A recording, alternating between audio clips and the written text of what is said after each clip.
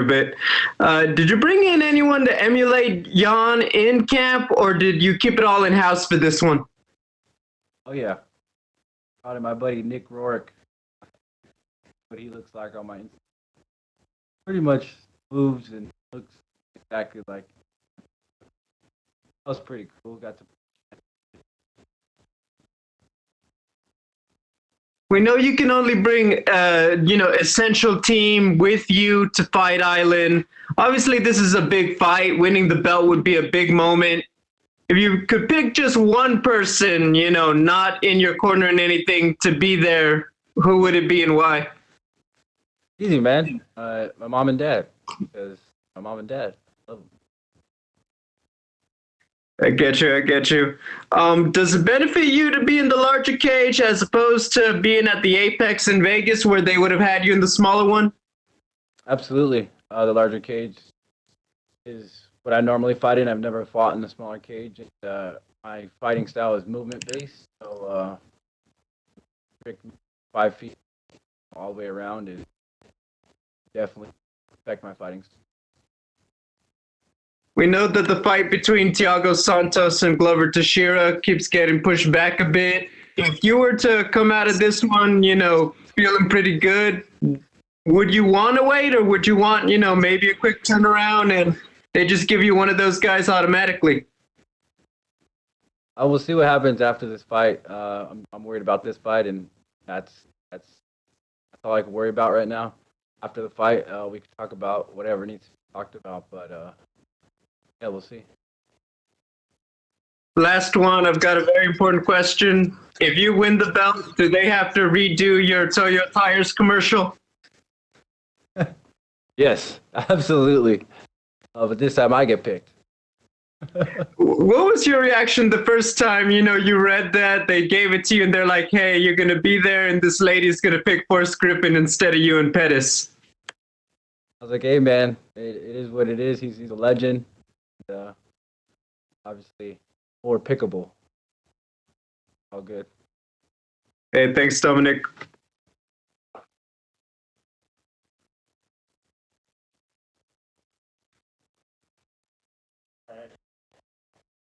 Okay, so we have 3 questions.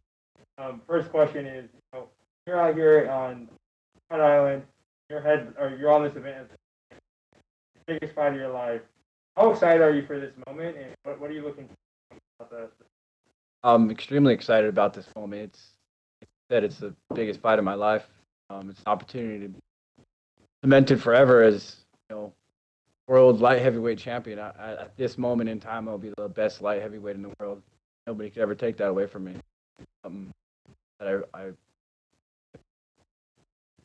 You have the fight obviously with John, and we know how you felt about the match and how it went. So when you kind of come off of that fight, do you have extra motivation going? Yes, absolutely. I have a little bit of a chip on my shoulder from that fight.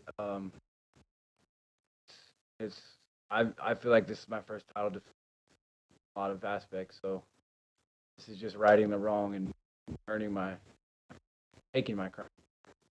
If you have an opportunity like this, obviously the next fight is an opportunity, like you said, your place in history, and also starting your reign as the next guy to be the light heavyweight GOAT, right? Is that how you kind of view it? Well, yeah, I mean, my goal is to be champ for the rest of my career and retire on top. I mean, that's everybody's dream. So I'm right here. I'm facing down history and my destiny. So it's up to me to find my legacy.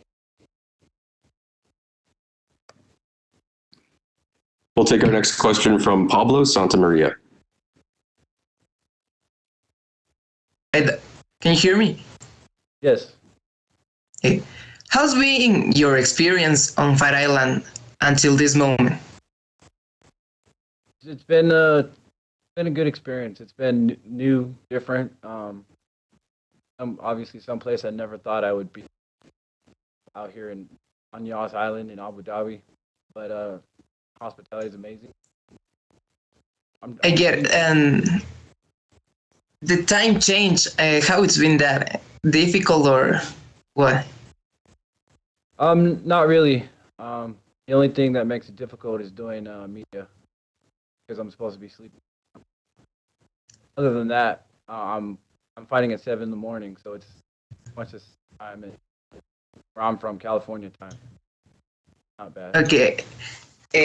And the weight, you're close to 205 or no? Oh, it's gonna be a tough weight cut, man. Stressing out about it, but we'll see what happens. It makes difficult cutting weight on your hotel room. It does, and that's one of the challenges. Yeah, we'll see what happens. And my last one is, what's your prediction for the fight, Dom? My prediction for the fight is I'm gonna win. That's the only prediction I can give you. My hand's gonna be raised. I'm gonna be.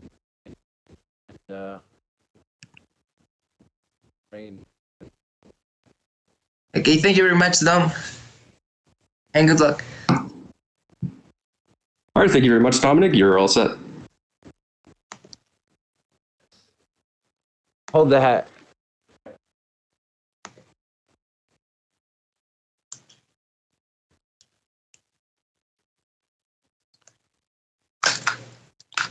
And we will be joined next by Kai Kara France.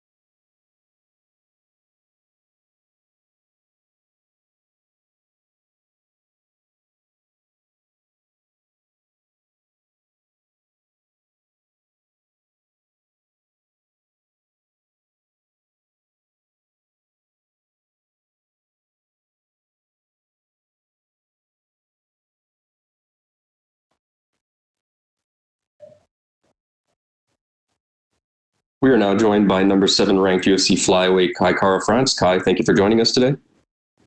All good. And we'll take our first question from Christopher Reeve. Your line is open. G'day, Kai. Don't worry, I'm not gonna call you Krillin. Don't worry, I won't do that to you.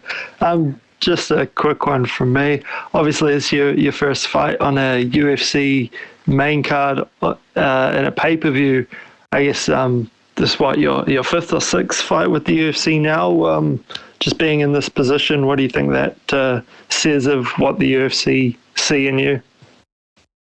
Yeah, it's definitely a privilege, and there's a lot of spotlight on me. I know there's been bigger flyweight fights, title contention fights that have been on the prelims. So it's definitely a massive thing to be on the main card as a flyweight. And I want to make the most of it. I want to, take it with both hands and run with it. I know there's going to be a lot of spotlight, especially having two title fights on this card. And this is probably one of the biggest sporting events in New Zealand this year. Black's inactive right now, and rugby is an international like it usually is. So everyone's tuning into this fight. There's 4 of us on the card. People that don't necessarily watch fighting are going to be tuning in, and I want to capitalize on that. I want to make them remember my name and make them know that I'm here to stay and I'm here to climb the rankings and get a title shot. But I know the next guy, Brandon, he's in front of me, and that's all I'm focused on. So hopefully I live up to my nickname. I know I've promised a finish, and I haven't delivered so far, but I've put everything into this camp. I'm feeling so fit and so ready, and I can't wait just to get back in there. What was the story behind, I guess, getting this match made up? Obviously, you're fighting backwards, which isn't ideal, but it's a pretty jammed division at the moment. Yeah, it was one of these things when we got the call. Brandon's name was the only one on the table, so I didn't want to sit on the shelf anymore, and I told Eugene, let's just get this one. Let's just go with this fight, and it happened to be with 3 of my teammates. So I'm glad it's all worked out that way, and Brandon's a tough opponent. I know it's his only second fight, but he's coming off a good win, and I know he's going to bring the fight to me. So it's a good matchup, and I can't wait. I know all the boys are kind of paired off when you got over there for quarantine. Who'd you get stuck in a room with? In Vegas, we were all roomed by ourselves, but then in Abu Dhabi, I'm roomed with Carlos, so not too bad. Me and him get along quite well. He loves to get up early and do his meditation and his yoga, so I'll leave it to him. But no, he's good. He's a good roommate to have, and he's not, I guess, too opinionated. And just lastly from me, obviously you fought in just a bunch of different countries. How important is that experience going to be in this fight when you're going to be fighting at some ridiculous hour in the morning? Yeah, I know. This is definitely something that will play in my strength. I've fought in 13 or 14 different countries now. I've fought in China in those studios where there's no crowd. Fought on the Ultimate Fighter where there's no crowd either. And this is just another occasion. I won't be overwhelmed. I think this is Brandon's first fight outside of America, so you've got to play all these things in consideration, all these little factors where the travel, the time difference. You don't know how you're going to react, and this is all familiar for me. I've done this before, and that's why I'm not fazed by any of this. It's all business, even though we're on Fight Island for UFC 253 on a pay-per-view on the main card. It's just going to feel like another sparring day for City Kickboxing, so I'm more than ready for these big moments. Sweet. Cheers, brother. Go well. Up, bro. We'll go next to Ezekiel Dragonfi. Your line is open. Hey, hello, Kai. How are you? Good. How are you? Fine, thank you. So, how was the travel to Abu Dhabi? It was a bit of a journey. We had to stop in Vegas for a week, and then quarantine for 2 days, get tested, and then we got to go on a chartered flight to Abu Dhabi. And then once here, had to get tested again, stay in our hotel for another 2 days. So we had to be creative with the trainings. We could only train in our hotel rooms. We had to put the mattresses against the wall and work in our rooms. But we got the work done, and now we're a few days away from weigh-in and then fight night. So all the boys are looking good. There's 4 of us on the card from City Kickboxing. It's the whole squad's come out for this fight, and we can't wait. It's been so long since I last fought. February, my last fight in my hometown in Auckland, New Zealand, and I missed that feeling of fight week, and I missed those butterflies backstage. So I'm just itching to get back in there. And which adjustments did you make since your last fight? What things did you change in your fighting game? I've just worked on my whole game. It's allowed me time to kind of work on my mental side as well, work on all these little things outside of the actual training to get an advantage, working with a breathing coach, working with, my recovery side of things, as well as my strength side, and then adding mobility and putting all those all those things together. So now I feel like I'm more complete, and I'm glad it's kind of taken me this long to get a fight, because I know I'd be ready. And at one point we were living at the gym in New Zealand. That was a unique situation, but it was probably the best thing we could ever have done. All 4 of us living in the gym with a few other teammates. Eugene, our head coach, was there as well.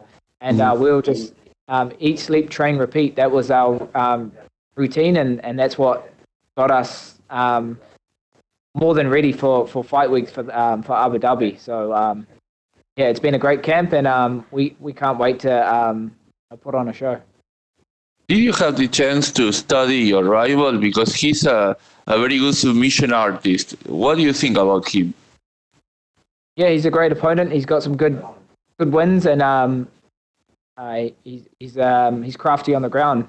We've done our homework, and we know we feel comfortable in this matchup. So there's no secret. I'm going to go out there and I'm going to put it on him, and I'm going to put the pressure on him. So I can't wait to test my skills against him, and he's gonna show me I haven't seen anything before. So number 9, I'm number 7. He wants to take my spot, but we've got something coming. Thank you, and good luck on Saturday. We'll go next to Gabriel Gonzalez. Your line is open. Hey, Kai, I'm wondering, we saw in an interview, Coach Eugene said that Israel was the worst teammate when you guys were all rooming at the gym. Do you agree with that, or does someone else take it? I'm going to throw Israel, the champ, under the bus. He was all good. You know, I guess he gets a special treatment as he's the champ, but everyone pulled their weight. Everyone helped out when they needed to, and everyone got along. So it definitely brought our team together, and it's more of a family. That's why being over here in Abu Dhabi, we're so comfortable with each other, and that's going to make all the difference come fight night. Backstage, all our coaches and our team back there, it's just going to feel like a regular day at City Kickboxing. How do you control the emotions? Because obviously, you know, you're rolling with your team on Saturday. Some guys are going to fight before you, I'm assuming, on the schedule. How do you, not let yourself get too pumped up so you could just stay focused? Because obviously you're going to want to watch your guys, and, you know, it could go their way, it could not. Yeah, it definitely it's something that fuels me. It doesn't take away from me, so seeing my teammates fight is definitely going to add motivation and get me excited to put on a show. We all train together and we all know what's expected, and I think that's going to be the key for the victory for that night, is just that atmosphere backstage and putting it on the line for each other. We blood, sweat and tears for each other, and that's just our gym at City Kickboxing. We've got a long lineage of people that have been training before us, and we're just the tip of the iceberg. So we don't take that lightly, and we carry our people on our back. Coming from New Zealand, we're very proud people, and it's just the way we are. So like I said, it's going to fill my cup up, not take away from it, and it's going to make all the difference come fight night. It's an exciting time at the flyweight. There's a new champion. Fights are moving along. I mean, you already talked about with the team, it's a great energy, but just personally, is there more of a morale boost in training for you? Because this obviously could be a big fight in terms of getting you forward a lot in the rankings. Yeah, exactly. This is a big fight for the flyweight division. It's a great time to be a flyweight right now. There's so much competition, and anyone can beat anyone, especially in that top 5. There's a lot of good matchups happening right now. I know in November, Cody's fighting Figueroa for the flyweight title, and I'm actually not mad at it. It's going to bring a lot of spotlight to our division, and being a former champ, and being a main event slot, it's going to be good for us. And then Brandon Moreno fighting Alex Perez, another great flyweight fight. I'll happily fight any of those guys, and I just got to focus on Brandon and get through him first, and then one of those matchups will be there. So it's a great time to be a flyweight because there's so many good matchups happening. And come Saturday night, me and Brandon will show that we're a fun weight class to watch, and we're on that main card, and we're going to capitalize on it. And I'm going to live up to my nickname, Don't Blink, and put Brandon away. Final question from me. Who do you have winning the fight between Cody and Figueiredo? I see Figueroa putting his hands on Cody and knocking him out. Like from the past, it's showing that, guys that are dropping down a weight class, they don't take the same shots as they could. He was chinny at bantamweight, and dropping down the flyweight is not going to be a good thing for his body. You don't know how your body's going to react.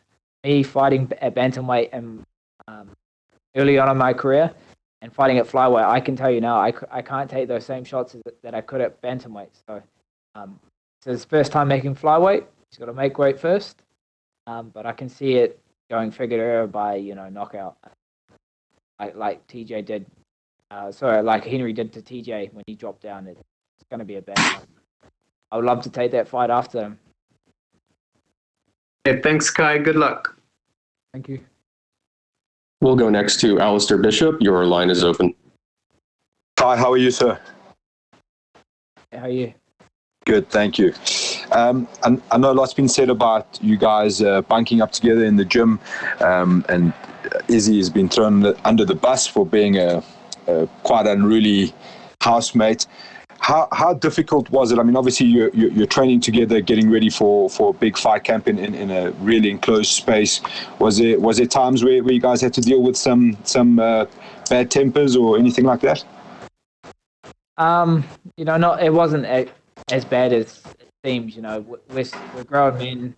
We know what's expected of us, and it was probably one of the best things we ever did, was just train together and live under the same roof. So everyone kind of held their weight, and even if you didn't like someone, you got along with them. So people are dieting and getting hangry. I'm guilty of it. I don't like people's opinions of what I'm eating. I'm like, mate, did I ask? But that's when you just put on your headphones, take the sound off. They don't know that you're not listening. I think that's another tip that I learned had to do it. But yeah, it was actually a good thing that we all lived under one roof. We had all these little rules. Every day would have a new rule, and if you broke it, you'd have 10 punishments, burpees or 10 push-ups. It didn't matter where you were. You had to drop down and do it. So one was using first names, or you couldn't say their first name, or you had to say a nickname or stuff like that. So it kept you on your toes, and that's what kind of brought us closer together. Awesome, man. How would you describe your team vibe at the moment? Obviously, the crew that's been in the gym getting ready to fight, there's 4 of you on the card. How would you describe that vibe, having to go through that and now finally be in Abu Dhabi getting ready to fight? Our gym breeds champions. It's in our blood, and it's in the results that we've been doing, and it comes from these fight camps that we do. Eugene and our other coaches, they put everything into it. It's like a two-way street. Gotta give effort to give it. So that's why the gym's been doing so well, because of the atmosphere Eugene's created and just the mindset behind them. It's a collective input. It's not just one person. They all have a say, and they all bounce off each other, and it makes for just an awesome camp, and that's why we're one of the best in the world. So I'm privileged to be a part of the team, and come Saturday night, you'll see all the hard work that we've been putting in. Your mindset at the moment, being on the main card on a massive event with your teammates at the top of the card, is there any extra pressure amongst teammates that are fighting to kind of build the momentum early on, like get the win and get the team morale up, or is it kind of each man for himself? Well, we've all been in this situation before. We've all fought on the same cards before. So when we go into battle, we all leave it all out there. And that's all I could ask for my teammates, and that's all they could ask for me, This is what we do. We live for these moments, and we're prepared for these big pressure fights. So we're more than ready to come Saturday. We were ready a few weeks ago. I know the boys are going to go out there and get the wins and do what they got to do, and I'm going to do the same. So that's why I can't wait. I'm excited for everyone's fights, and I'm excited to show all this hard work that I've been putting into the gym. 7 months since I last fought. Had a bit of time to kind of work on my craft. That's why I've said the camp and living in the gym definitely got us to where we need to be. And That's why I didn't want to take a fight too early in this pandemic. Everything was so unstable that I didn't know how logistically I'd have a proper camp. But this time, we've done the 10 weeks, we've done all the work, and now it's the fun part, so I can't wait.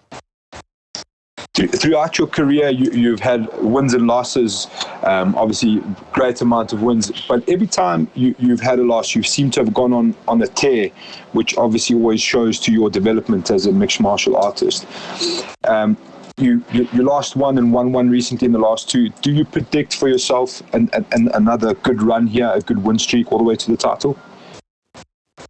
Exactly. When you take a loss, you just learn from it. And that fight against Moreno that we lost in December, when Alex won the title against Max Holloway, we were so close. The little things that we could have adjusted and changed, it would have gone my way. So Eugene, he's a great mentor and a great coach, and the best thing he said to me is, let's just run it back. You're right there. Just need to change a few things, and that's what we did. And look what happened. We got the win in UFC Auckland in my hometown. So I'm so thankful that I have Eugene as a head coach, and I'm a part of the city kickboxing team.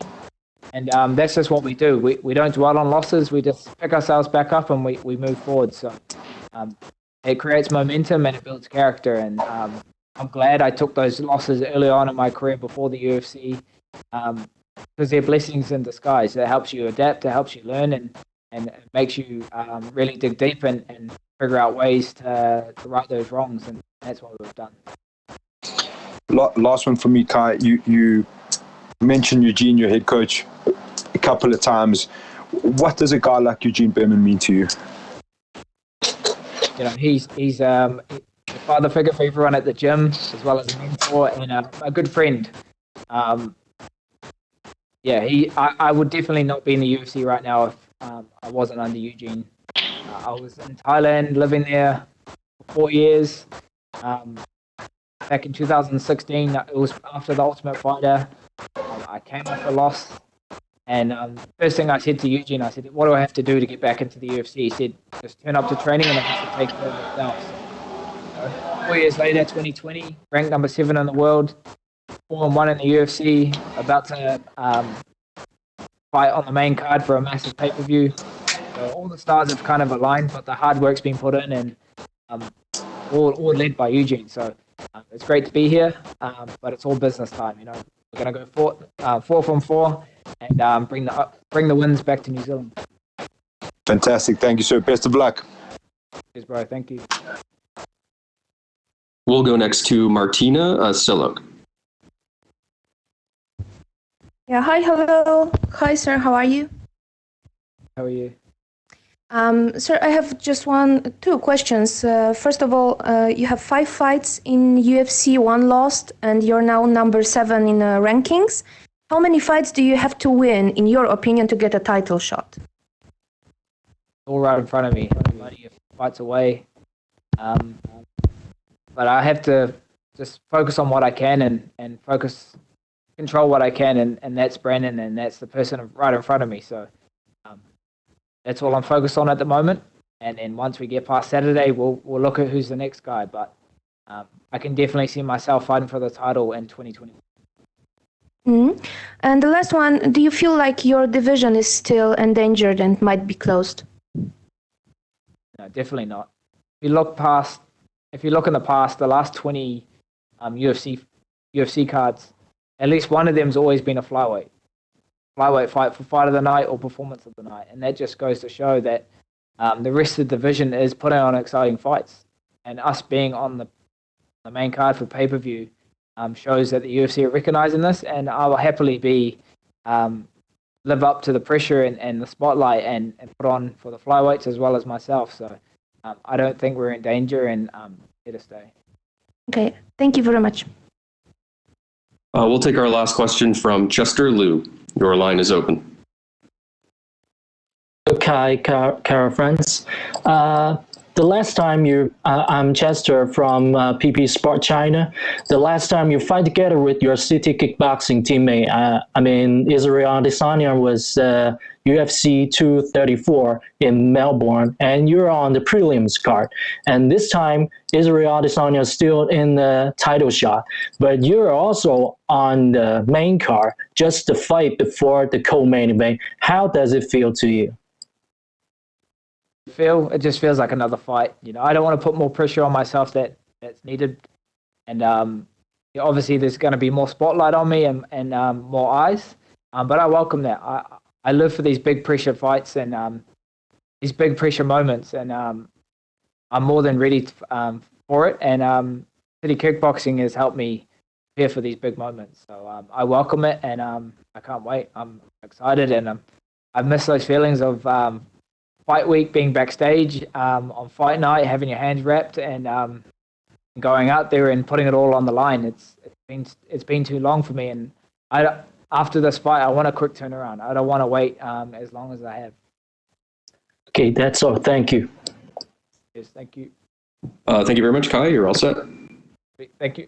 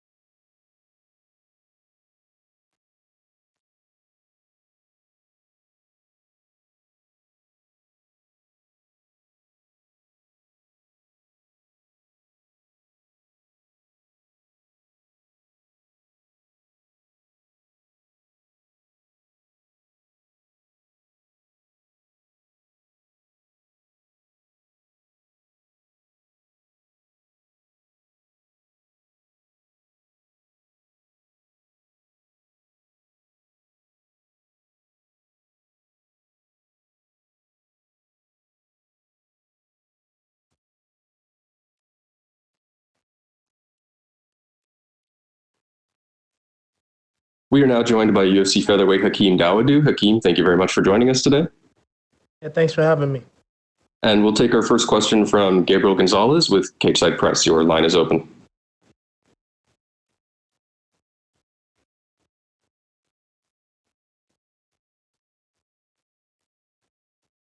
Gabe, your line is open.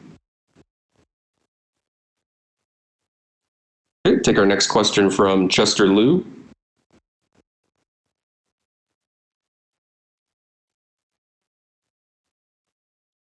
Chester, your line is open.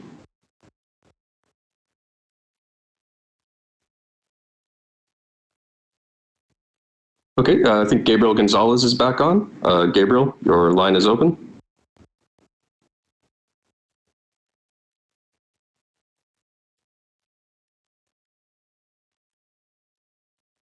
Hello? How you doing?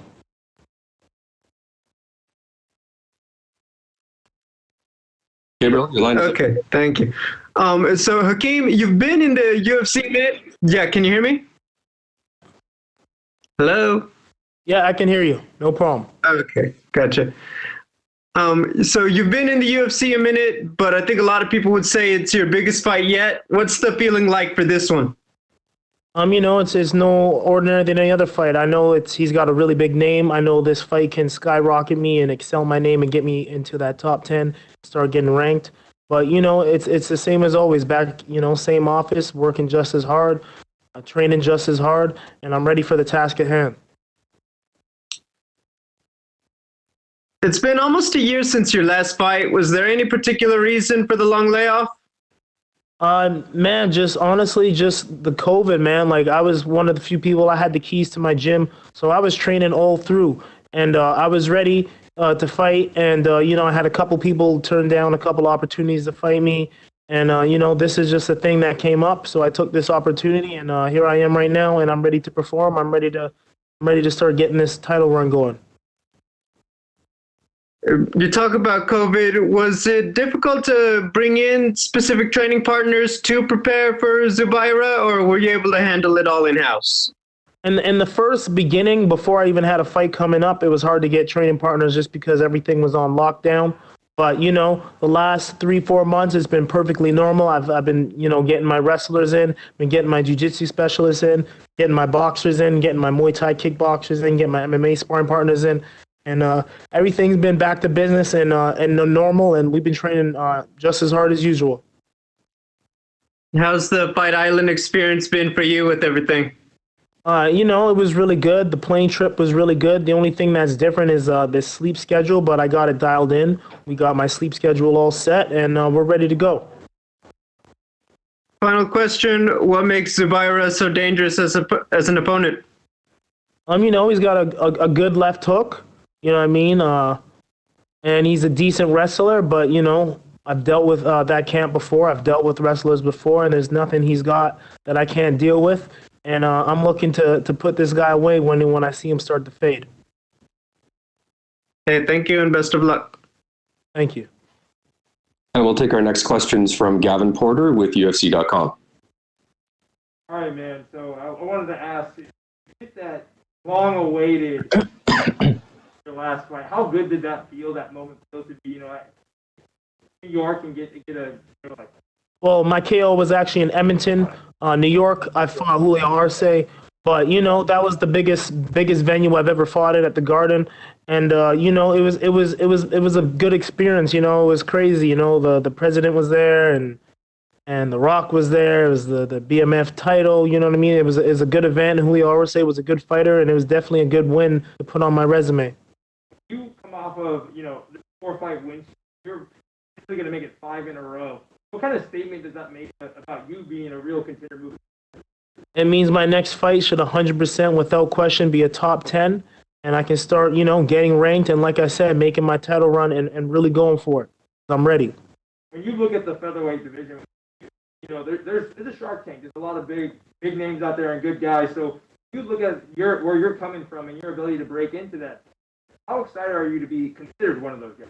I'm super excited. The featherweight division is one of the deepest. I think it is the deepest division in the UFC.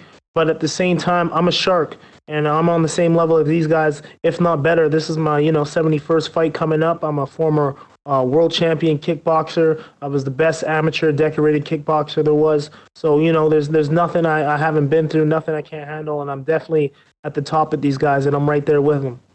My last question is: can you think of a better opportunity than being on another pay-per-view card on Fight Island with coming through a pandemic and all these adversity and all these obstacles to get into that top 10 that you want? Yeah, man, they're definitely giving me the best opportunity. This is the first fight back on Fight Island. Everybody's gonna be watching. It's a big main event. They got me on the main card, and I'm gonna make the most of this opportunity. We'll take our next question from Martina Siluk. Your line is open. Hello, sir. How are you? How are you doing? Well, thank you. So a couple of questions from me. First of all, you said that you would like to fight with somebody from top 10 in rankings. Is there somebody that you have on eye? There's no one specific right now. I got to look at, the exact rankings of everybody. But, at the same time, I'm not going to disrespect my opponent and underestimate him. So I'm just focusing at one fight at a time. But as soon as I get my hand raised after this fight, I'll definitely have a call out for the next victim I want. So what can you say about Zubaira Tukhogov? What kind of a fighter is he? What do you think about his MMA skills? He's got a big overhand left and a big overhand right the first 3 minutes of the fight. He's a decent wrestler, but it's not my first time fighting somebody from that camp.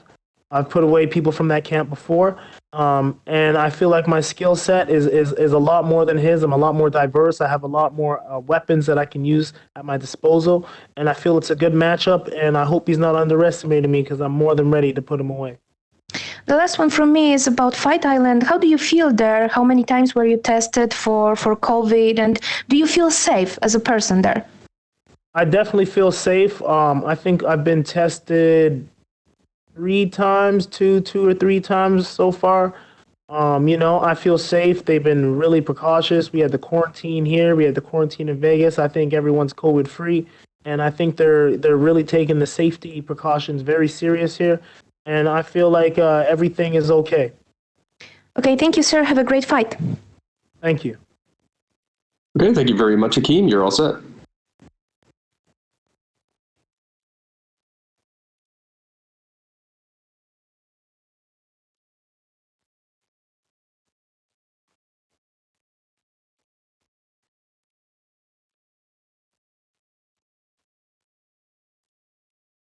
We will be joined next by UFC middleweight champion Israel Adesanya.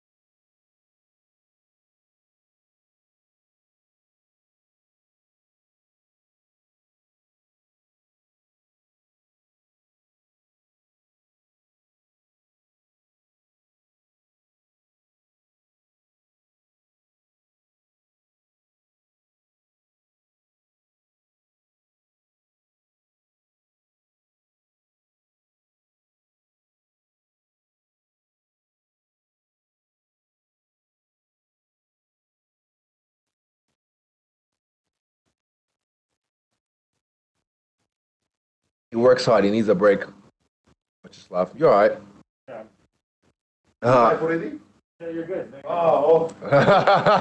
Make your coffee. We are now joined by UFC middleweight champion Israel Adesanya. Israel, thank you very much for joining us today. Thank you. Thank you. What's up? Hey. And your first question will come from Christopher Reed. Your line is open. Hey, Chris. Is mic on?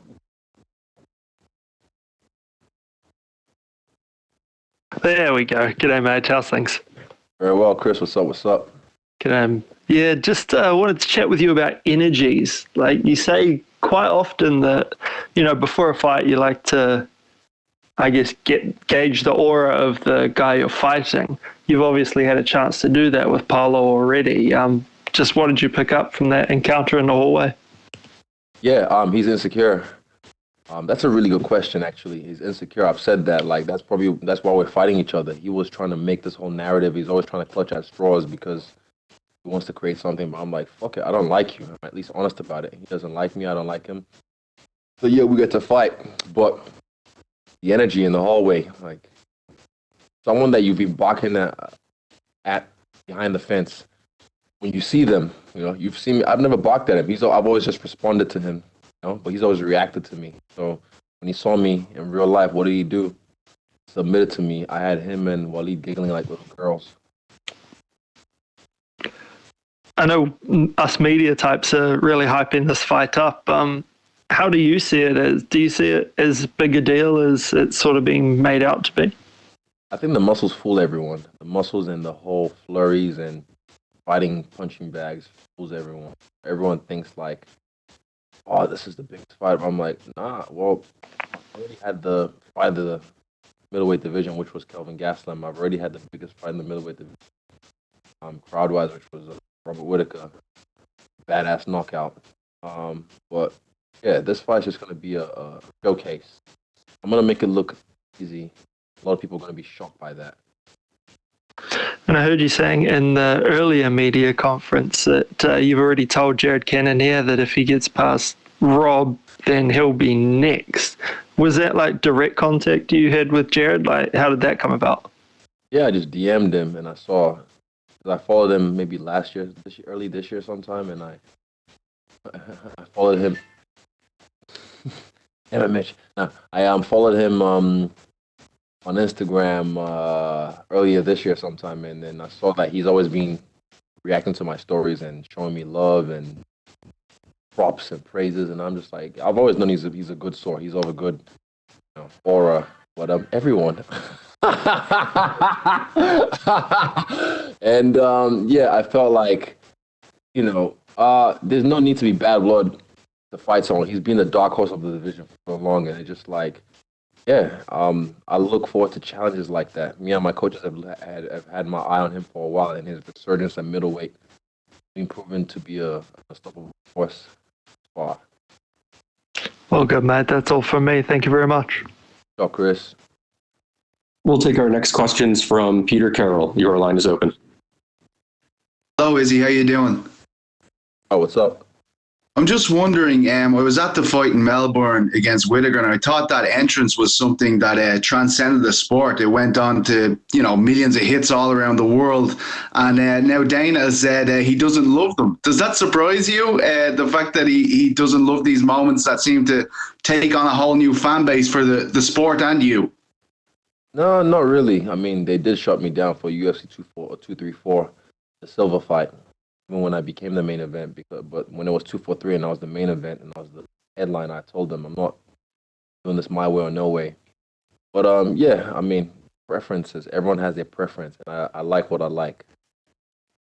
Is it safe to say, without the crowd in attendance in Abu Dhabi, there probably won't be a similar festive kind of entrance, or do you have something up your sleeve for us? No, I mean, for me, I'm focused on the fight. To be honest, I've always been focused on the fight, but without the crowd, I still had, this idea with Jet Li from Unleashed in my mind. The way he walked to the arena and then his trainer took the collar off him and unleashed him onto the opponent. I had that in mind. It doesn't have to always be something big. Like my last one was quite subtle. It was pretty big, but I didn't really do much. But yeah, little things. But for me, I don't know.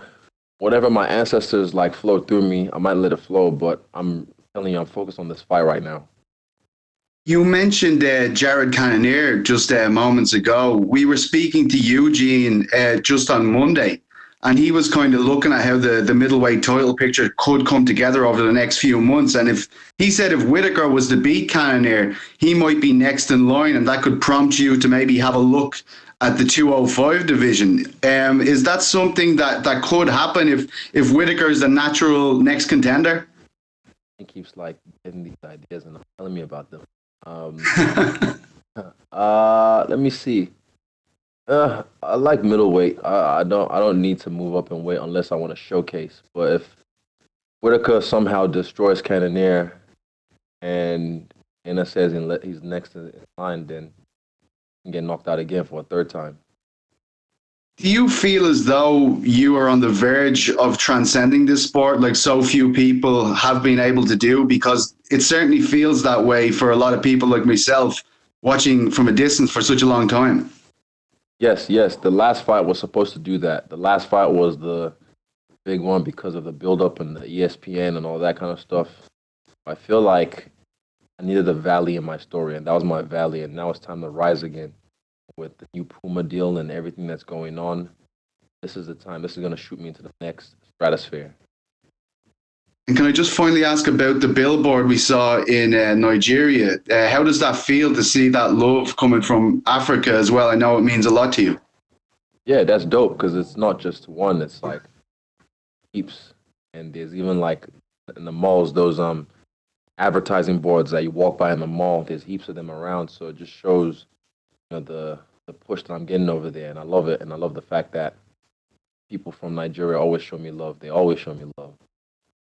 Thanks so much, Izzy. Well, we'll take our next question from Bruno Carvalho. Hi, Tyler. How are you? Oh, what's up, Bruno? Hey, and over the past 2 years has been a lot of trash talks between you and Paulo. And I would like to ask you how much is part of the show and how much is something personal between you two? If you look at it, you can really ask yourself who's been doing the trash talking, who's been the one posting stupid memes that aren't even that creative, who's been the one posting videos and putting the effort into trying to create something. I just said I don't like the guy because I don't like his vibe, I don't like the way he looks, and I'm honest about it. It's not personal. He's always trying to create something, the reason why he doesn't like me. He doesn't really have anything. But it just say I don't like him. I don't like this guy out because I don't like him. But it's never personal. It is what it is. The difference is I get to settle in with him this weekend. Okay, and my last question is about Anderson Silva is about to retire, and I know you are a huge fan of him. I would like to ask you how he inspire you, your career in MMA, and how it's important to you have the same title that he had been. Oh. Hi. I can hear. Okay, I understand what you mean. With Anderson Silva, yeah, he's the guy that I looked up to in this game, and I was in awe for so long. And I held the title that he held as well. And I'm inspired by the way he defended his belt, the way he defended it continuously, ran through so many challengers, and I want to emulate that. I mean, it's a hard ask, but I'm up for the challenge. Yeah, I wish him well in his fight against Uriah Hall. So it's a good fight to send him off in. You know, mine would have been a nice one as well, but yeah, I wish him well. And once something tell that you are the new Anderson Silva. Do you think you are the new Anderson Silva? Nope, I don't think I am. I'm the first Israel Adesanya. Okay, thanks. Have a great fight. Thank you. Well, we'll take our next question from Damon Martin. Your line is open. Izzy, you mentioned, when you ran into Paulo earlier this week, the certain energy you got from that. You've had opponents trash talk you, but you've also had opponents be very respectful towards you. You mentioned Jared Cannonier. Nothing but respect for you. Do you have a preference when it comes to the kind of opponent? Does one get you more excited than another? Not really. No. This is the interesting about this game, is the fact that you have so many different characters, so many different personalities, and I don't really think one gets me more jazzed up than the other. Just you have a badass motherfucker in front of you who's trying to take you out. So that's always enough motivation for me. I don't need any extra. All the extras are just extra. Yeah, I do like extras sometimes. Extra fries, guac. Yeah. When the controversy obviously happened over here in the States with the George Floyd killing, obviously you made a strong statement of that, at home, and you talked about, Black Lives Matter and things like that. I hate to bring up a bad subject, but I'm sure you saw this past weekend, Colby Covington had some pretty inflammatory things to say about Black Lives Matter, had some pretty inflammatory and bad comments towards a good friend of yours, Kamaru Usman. What did you make of that, and what do you make of those kind of comments, kind of hitting the airwaves like that? There's not really been a lot said about it. I mean, it just shows you the landscape of the media and what it is right now. I made a joke about dropping your mirror like the Twin Towers, and everyone lost their mind. And if I said at the joke, and it was pretty funny, but people took it as like I was being offensive and like digging, but I was making a joke. This guy has directly insulted my culture, my brother, and many other cultures and stuff, and no one says anything, but it just shows you a mirror. It shows you a mirror to you guys. So yeah, I don't really care. Kamaru Usman broke his jaw, so. Does that speak louder to the race issue at large? When we hear all the time people say, "Oh, LeBron James, you shouldn't talk about it. Don't bring politics into it." And then you got obviously Colby going to a Donald Trump rally a week before his fight and things like that. No one bats an eye. Yeah, what is it? Shut up and dribble. That lady said it. There was a lady that did that. She said, "Shut up and dribble." But then, like when it was someone else, then she was like, "I think he has a right to express his blah blah blah." The hypocrisy. Yeah, like I said, it's a mirror. So you should look into the mirror.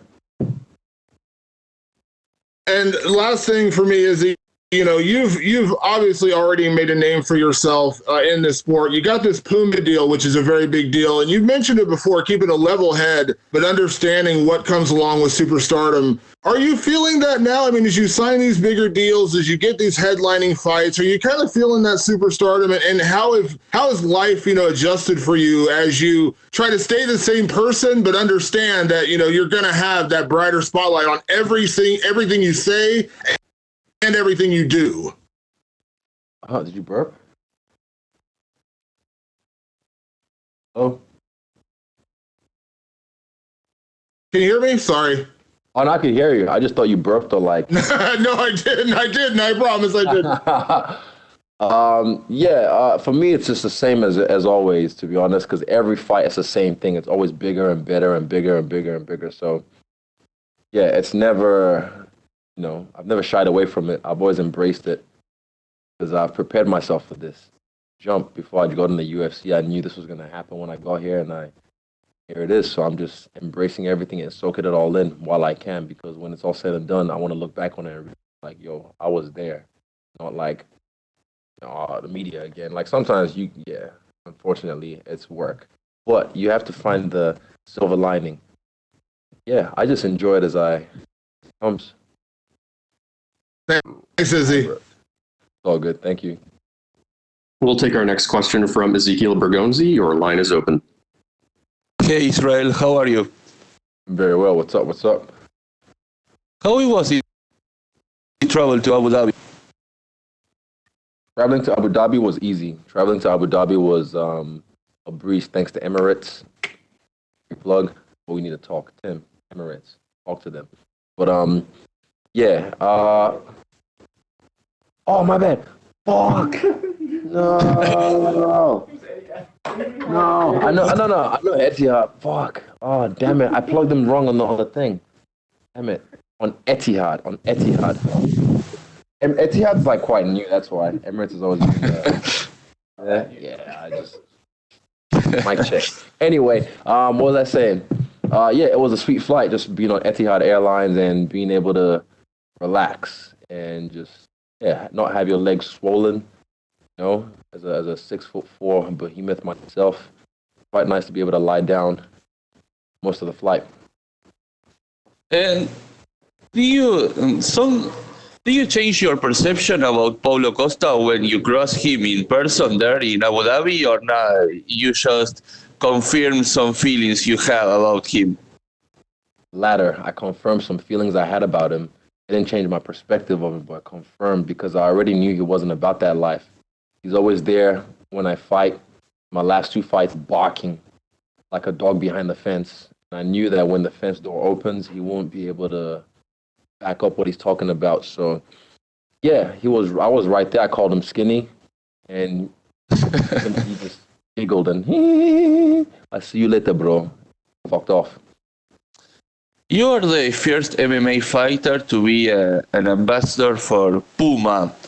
How do you feel about that, being on these big brands, being sponsored by this? Because, for example, Neymar is right there. So you are now with these big athletes of the world. How do you feel about that?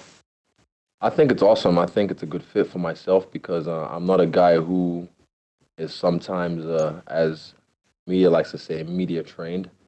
And I'm very free with my words and my expression of myself. I feel Puma is as well.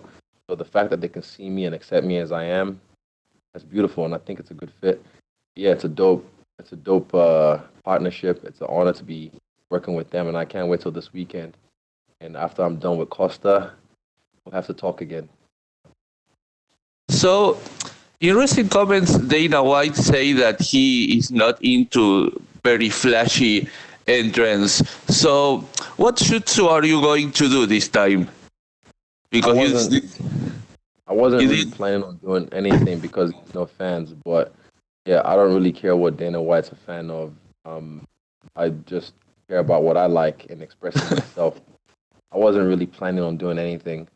I was focused on the fight on this one. I like the look of this whole island thing. No crowd. Everyone's streaming worldwide like some dark web fight. So I had something dark in my head for this fight in general. So my last question is: you sent a message to your school teacher on social media. How was that? Was that? Repeat that. How do you felt sending a message to your school teacher? One of my school teachers, he actually used to come to our house when we briefly stayed in Ghana on our transition to New Zealand. He actually came to our house and tutored us as well after school.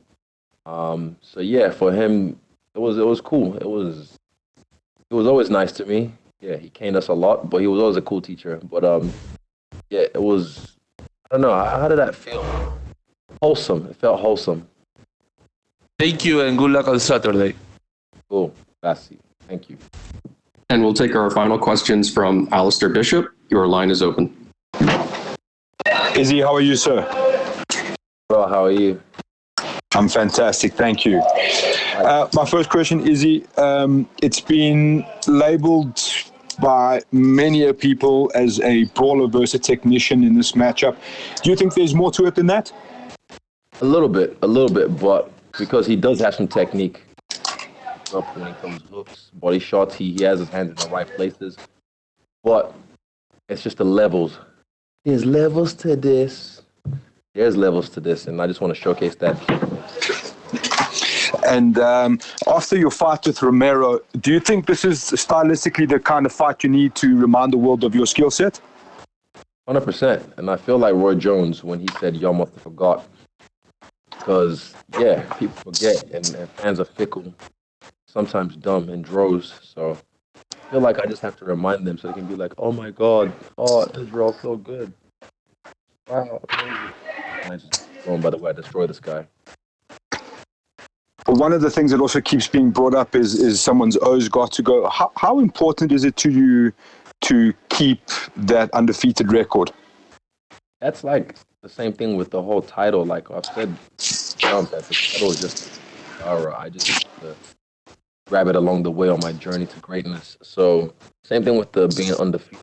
Never really been a thing like, oh, I've got to protect. It's just a ring. It's a fucking oath. I don't really care about it, but what I care about is whooping ass.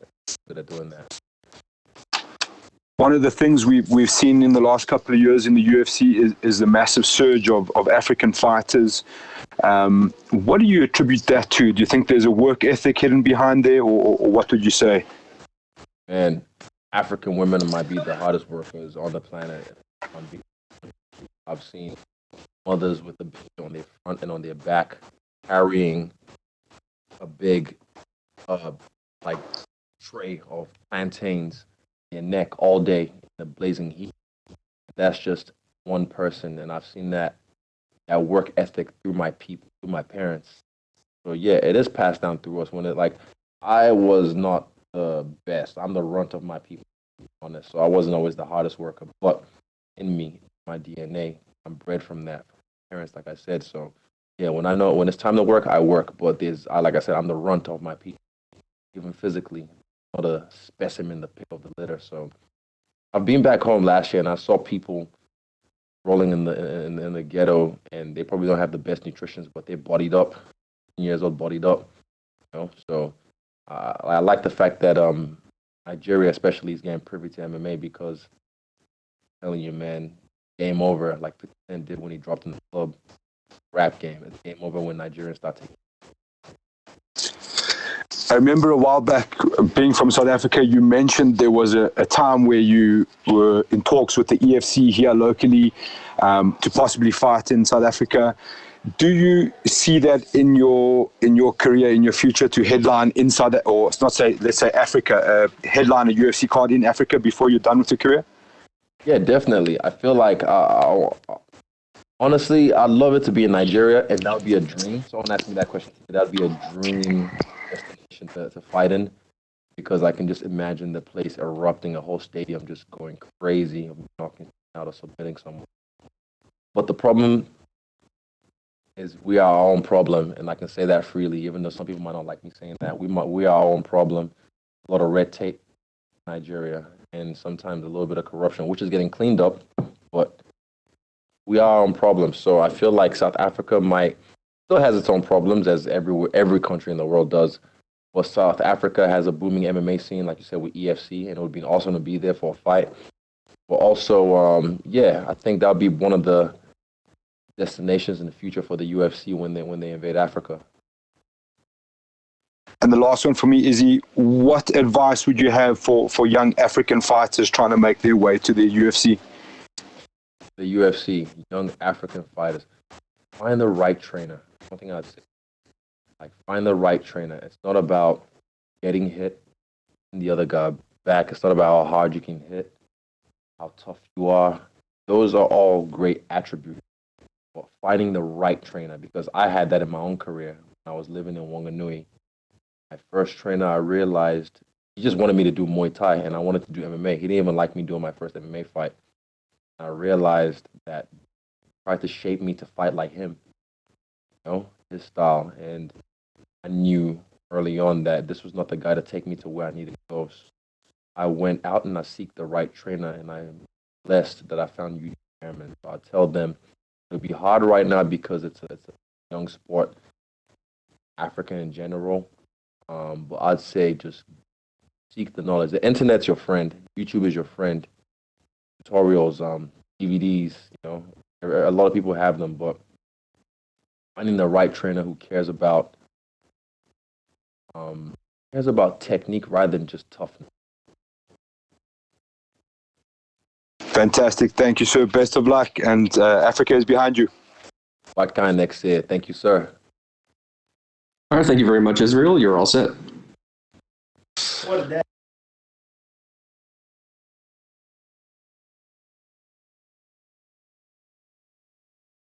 And we will be joined next by Ketlen Vieira.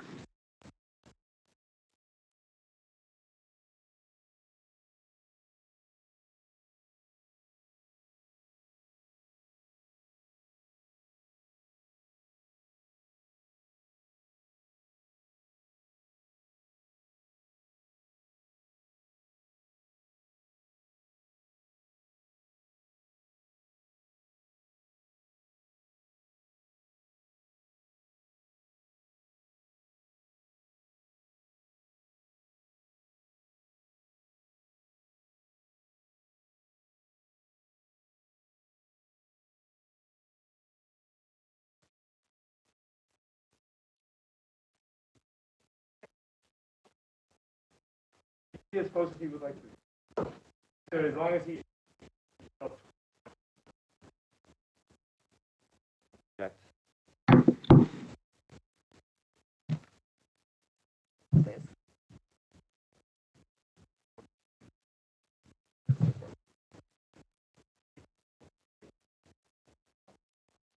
Oi.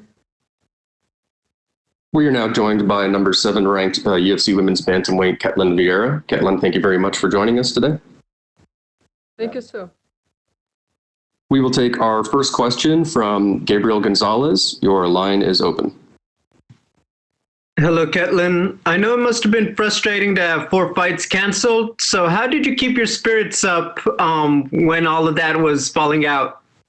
Deve ter sido frustrante ter 4 lutas canceladas. Como é que você se manteve bem de espírito? Então, faço da dificuldade a minha motivação, né? Isso me manteve mais focada do que eu quero, do que eu preciso. Encarei isso como um fator positivo para eu melhorar ainda mais. I use these challenges as my motivation, so I used all of this as something to push further. What adjustments did you have to make to go from preparing for Marion Renault to Sijara Eubanks on short notice? Você teve que ajustar de lutar com a Renault para lutar agora com a Sijara. Então, acho que as duas são 2 faixas pretas de alto nível, né? Eu acho que a maior diferença ali é o termo do tamanho. A Sijara é menor que a Marion Renault, então a gente teve que ajustar isso à distância. Yeah, they're both high-level black belts. The only difference really is Sijara is a little bit smaller, so we just had to adjust a little bit of our range. We know Irene Aldana is fighting Holly Holm next week, but with Aspen Ladd injured, there's not too many title contenders for the bantamweight division. Do you feel like you could still get right back to the title picture if you have an impressive victory on Saturday? Vai ter as lutas que você falado, né? Tem uma que está lesionado. Você acha que você está perto ali de estar na conversa? Não, eu tenho que pensar na Sijara, né? Na minha cabeça agora, a Sijara que é campeã. Não adianta eu fazer planos futuros e não passar por ela. Então, eu primeiro pensar passo a passo e primeiro passar pela Sijara para eu pensar no próximo passo. I have to really focus on Sijara right now. There's no point in thinking forward if I don't beat her. She's my opponent in front of me, so I really have to think about her right now. How does the fight with Sijara play out? Como é que você vê essa luta? Acho que vai ser uma grande guerra. A Sijara vai querer aproveitar essa oportunidade de estar subindo ali no ranking. E eu, da mesma forma, Acho que vai ser uma grande luta ali de 3 rounds de uma grande guerra. I think it's going to be a great war. You know, we're both fighting to move up in the rankings, so I think it's going to be a great 3-round war. Thank you, Ketlen. Good luck. Thank you, sir. We'll take our next questions from Bruno Carvalho. Oi, Ketlen, tudo bem? Tudo bom? Bem também. Ketlen, quero saber como é que foi para você ter uma primeira derrota agora, como é que foi esse período até poder lutar de novo? O que passou na sua cabeça, como é que foi? I wanted to know what was it like to face this one line after that. Então, na campeã, todos os tipos de situações possíveis, né? Para nada te surpreender, para nada te pegar de surpresa. Eu acho que essa derrota foi essencial na minha vida, na minha carreira. Me ensinou bastante a amadurecer como atleta, como pessoa. Então, eu não mudaria nada. Isso aí só serviu para eu melhorar ainda mais e ficar meu jogo ainda mais. I think that to become the champion, you really have to go through all the realities and everything that could happen. So I think that defeat really matured me and really made me a complete fighter. E como é que foi para você uma mudança tão repentina assim de adversário a uma semana da luta? O que isso atrapalha na sua preparação? What was it like having your opponent change so close to the fight? How did that affect your? Eu acho que o ano de 2020 já mostrou que a gente não pode se surpreender com mais nada, né? E tudo pode acontecer. Mas eu estou muito feliz só de poder estar lutando, né? Desde maio que eu estou tentando lutar e aconteceu essa pandemia que pegou todos nós de surpresa. Então eu estou feliz de poder estar lutando, independente de quem seja adversário. A gente sempre tem que estar pronto para todo tipo de situação. I think that 2020 has showed that we have to expect anything, that anything can happen. So, you know, I was supposed to fight in May, then we had the whole pandemic. So, really have to just go and go with the. E a minha última, eu queria saber, você disse que estava com dificuldade de poder lutar, né? E como é que está sendo para você a ilha da luta? Assim? O que você está sentindo? Lutar em Abu Dhabi, o que está mudando para você? What's Fight Island been like and fighting in Abu Dhabi? How's that been? Eu fico muito feliz de poder fazer parte dessa história, né? Tudo isso que a gente está passando e poder um dia contar para meus filhos ou para alguém, para meus sobrinhos que a gente passou por um momento de dificuldade, onde foi criada uma ilha da luta para a gente lutar e eu pude fazer parte dessa história. Então, eu estou muito feliz com essa oportunidade. I'm really happy to be part of history, you know, to be able to tell my kids or my nephews one day that, you know, there's a big pandemic around the world and an island was created and that's where we fought. So I'm really happy. Obrigado. Boa sorte, Ketlen, no sábado. Obrigada. We'll take our next question from Yevgeny Belousov. Your line is open.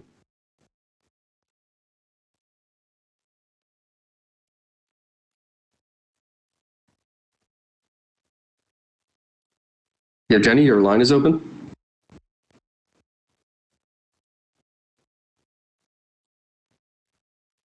Okay, Ketlen, you're all set. Thank you very much.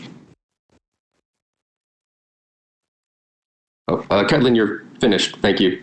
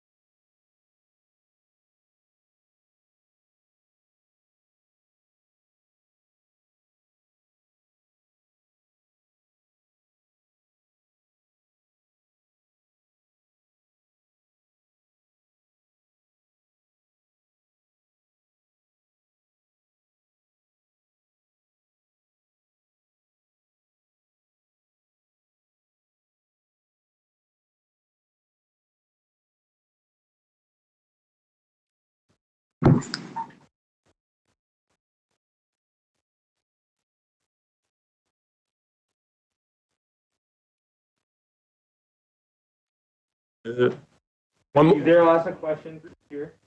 You'll hear them, but you hear the whole time. Okay. So they'll hear you through that mic. Who gonna say that? So they'll introduce who their questions. Okay.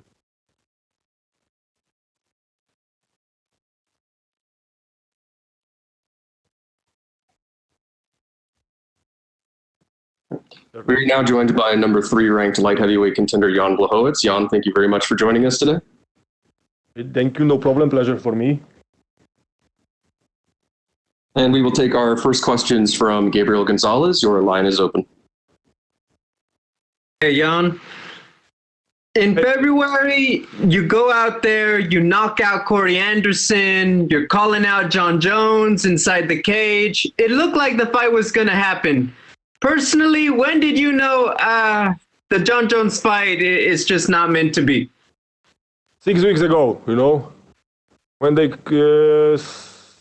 sent me email with Dominick, fight against Dominick for the title. So 6 weeks ago, I knew that I'm gonna be. I always knew that I'm gonna be next. That my next fight will be for the belt, but that Dominick, that I knew 6 weeks ago.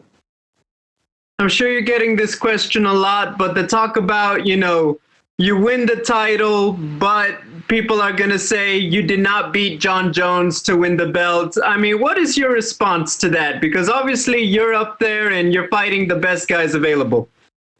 No, I'm going to be happy that I'm champion, but this is not my fault. This is not this John Jones, escape from us, not we, So ask him, not us. We do with Dominick our best. We do what we can to do the best fight to watch inside octagon, and I believe that I can knock him out like Corey, and I'm gonna be next champion. And I don't care what people gonna say that it wasn't the John Jones. But anyway, Dominick make a really good fight against John Jones. It was a really close fight, so I don't care. I'm thinking only about belt and Dominick. We saw recently, you released a video documentary, and the big story is you have the rope from the man that you once found. Everyone had questions about this. Can you just tell us the story of why you keep it with you? You know why? Because when I find this guy, so I have to call for police, because he was dead. And police asked me. He say me, hey, you need to take a piece of the rope to home. And I ask him, what are you talking about? Why? For what? And he say, because this is bring you luck. And he show me his first, rope when he go to situation like this. And I always have this with me. And I say, okay, that's weird, but I check it in internet. And this is true. People long time ago believe that when you find hangman person, you have to take the rope and this is bring you luck. And now, before the fight, I don't take the piece road to home, but this is still on the tree when I fight this guy. So I always go there and touch it only, And it's work really good. 90%, it's happened all the time. Final question from me. Obviously, the Fight Island bubble is very specific. There's not too much open. And everyone's, secluded. You go out there, you win the title. How does Jan Blachowicz celebrate? Yeah, but the swimming pool is open upstairs, and the bar also is open. So I start celebrating here and finish in Poland after 1 month. Something like this. Sounds fun. Good luck, Jan. Thank you. We'll take our next question from Chester Liu. Your line is open. Yang, I'm Chester from PP Sport China. My first question is, are you surprised that this matchup was promoted to championship due to the John Jones vacant? And does that make your desire to win stronger? I'm not surprised because John Jones don't know what to do. He go to heavyweight. He will not fight again, so nobody knows what he gonna do. So he left the belt, and I knew that my next fight will be for the title. No Jones. Next in line is Dominick and me. So not surprised. And our next question is: do you want to fight John Jones if you still have chance? I always want to fight against John Jones, but I think he don't want to fight against me. This is the problem. Okay. My final question is, in the past 5 fights of yours, you have won 3 performances of the night. And what about this time? When you're facing the striker Dominick Reyes, do you plan to win the best performance with your submission? I will try submit him. I will try knock him out, but also I'm ready for 25 minutes, for the decision. But anyway, I would like to make a really good fight and finish before time, and I'm gonna looking the knockout or submission. Okay, thank you. That's all. Good luck to you Saturday. You appreciate it. We'll go next to Martina Seluk. Your line is open. Dzień dobry, Janku. Pozdrowienia z Polski. Martyna z tej strony. Witaj. Mam nadzieję, że nas za to nie zamordują, że sobie porozmawiamy po polsku. Kilka szybkich pytań. Przede wszystkim o twoje samopoczucie i o wagę. Jak tam w tym Abu Zabi? Co bardzo dobrze, fajnie. No wiesz, odnaleźliśmy się. Na początku było ciężko. W Londynie te 2 dni w pokoju to były takie słabe, ale tutaj już na miejscu w Abu Dhabi to już z trenerem byłem w pokoju. Mieliśmy, wiesz, materacyki takie małe rozłożone, więc te treningi w miarę były takie już lepsze, można było się poruszać. No i w Londynie też byliśmy zamknięci w pokoju, który nie miał, w ogóle nie można było okna otworzyć, a tutaj jest tarasik, więc wiesz, jakoś ten czas szybciej leciał, przyjemniej, no a teraz już jest fajnie, już możemy, wiesz, się normalnie poruszać. Ja też się przygotowałem na to, no bo wiedziałem, że tak to wygląda, więc się mentalnie nastawiłem na taką, a nie inną sytuację i no i przetrwałem w miarę okej. W Londynie trzymali was 2 dni, jakby 2 doby w pokoju zamkniętych. W Abu Zabi to samo, czy już krótsza kwarantanna? Nie, tak samo 2 dni tu i 2 dni tutaj. Okej. Zapytałam też o wagę, być może nie usłyszałeś. Jak tam waga? Wszystko w porządku? A, waga jak tam? Nie, normalnie, wszystko jak wiesz, nic się złego nie dzieje, jest tak jak zawsze. Jeszcze jakieś, nie wiem, kilo jak rano na czczo jestem, więc spokojnie, bez problemu w piątek sobie.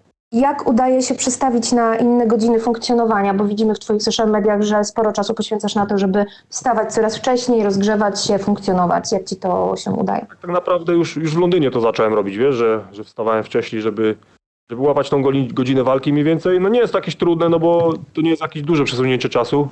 Po prostu muszę wcześniej troszeczkę wstać, tak? I to jest ta jedyna różnica. Ale jest okej, tak? Dzisiaj zrobiliśmy ostatnio taką zadaniówkę i naprawdę fajnie się czułem, więc ten czas łapię. Ten ranny czas łapię dość dobrze. Przestawienie się na przykład w takim Vegas jest dużo trudniejsze niż... Przed tobą na Virtual Dayu praktycznie na samym początku był Dominick Reyes, który poskarżył się, że trochę mu to przestawienie się na nowy czas funkcjonowania rozbijają obowiązki medialne. Jak to jest w twoim przypadku? To no nie wiem, no tak sobie to jakoś dopasowałem, że jest, mówię, no dla mnie to przesunięcie czasu nie jest jakieś ogromne, tak, bo to jest, mówię, to muszę tylko wstać po prostu o 4 rano i tyle, to nie jest jakieś, nie wiem, wyzwanie wielkie, tak, no i 4 rano chyba polskiego czasu naszego, tutaj będę walczył między 6 a 7 rano, więc to nie jest jakaś tragedia dla mnie. Jasne. Po prostu idę 2 godzinki wcześniej spać i 2 godzinki wcześniej wstaję. Normalnie jak jestem, wiesz, w Polsce to wstaję o 7:30, już jestem na nogach, więc jak wstanę o 6, to się stanie. Czy zauważyłeś, czuję się dobrze. Czy zauważyłeś, że UFC dosyć sporo czasu i swojej powierzchni reklamowej w social mediach poświęca na to, żeby promować twoją walkę i przypominać, kim jesteś, co zrobiłeś, jakie walki, nokauty i efektowne skończenia ci towarzyszyły, bo widzę, że tak naprawdę jeśli nie na równi, to być może nawet mocniej trochę niż Dominicka Reyesa cię promują. No fajnie, bardzo mi miło z tego powodu, ale mówię, no raczej od tych takich, wiesz, internetów troszeczkę uciekam teraz. Ale widzę, no ten telefon pika cały czas, więc widzę, że tam się dzieje. Całkowicie się od tego odciąć nie mogę. No i fajnie, no jest miło, no czyli gdzieś tam cały czas na mnie, wiesz, wierzą i stawiają. To jest też fajna sprawa. I ostatnie pytanie ode mnie. Ty masz takie szczęście, że często spotykasz gdzieś tam swoich przeciwników wcześniej w tygodniu, podczas Fight Weeku. Czy z Dominikiem Reyesem też gdzieś się tam przecięliście? Nie, jeszcze nie. Jutro się przetniemy pierwszy raz na takim face-offie pierwszym. Jasne. Pięknie ci dziękuję i oczywiście cała Polska za tobą. Trzymamy kciuki. Dziękuję bardzo, hej. Thank you, sir. And we'll take our next question from Augusto Niez-Gay. Your line is open. Hey, Jan, how are you? Good, and how are you? Fine, thank you. Jan, you have a lot of experience, but this is a particular fight week, and a lot of things might be new for you. So, in your opinion, does all the things like the quarantine, the fact that you have to stay in your rooms and inside the hotel, make it easier to be focused on the fight, or it makes it harder? It's maybe not harder and not easier, different. But I set my mind on that because I knew Ariel is gonna look like this, so I was prepared for that, and it's okay, But right now we can, you can walk wherever we want to walk in this area, so it's okay right now. And what about this Fight Island? Do you like it? Yeah, I like it. I was here a couple years ago in Abu Dhabi, so I enjoy it. Now I'm back for my fight for the title, so it's a nice fight week for me. Yeah, I enjoy it. Nice time. Okay, and how are you dealing with the time difference and the fact that you will be fighting in an unusual time schedule? Yeah, but between Abu Dhabi and Poland is just 2 hours difference, so I have to wake up a little bit earlier, and it's just 2 hours. I wake up 2 hours earlier than in Poland, so it's nothing harder. When I fight in Vegas or in Brazil, it was much harder to catch the climate. Here it's easy. Okay, and what about the weather? Because I heard that it's really hot in there. Yes, that's why I stay in the hotel all the time. I go outside only for the 10 minutes to catch some sun and back to hotel and sit in my room and and walk to see the hotel, because hotel is really nice, big. We've got a game room over here, so it's you can find something to do over here. Okay, and Jan, last time we spoke a few weeks ago, I asked you about what would you eat to have Polish power, and you told me that you would wait to see the food in Abu Dhabi. So, did you find potatoes, beef, and pork chops? Are we going to see the Polish power on this weekend? I find everything but no pork chops. But I find food to have a Polish power here. It's great food, really great food that they've got here, So I will show the legendary Polish power, I promise you. Okay, thank you very much, Jan, and good luck on Saturday. Thank you, bye. Thank you very much, Jan. You're all set. Okay, thank you.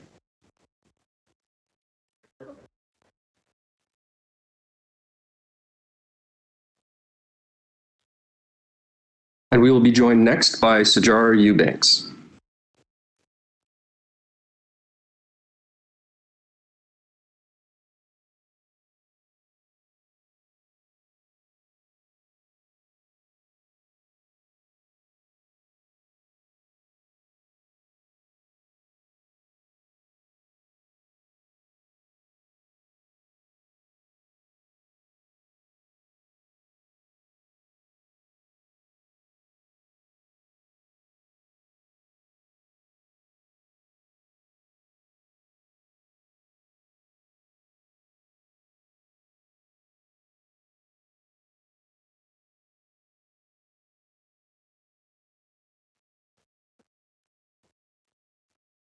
I could be close.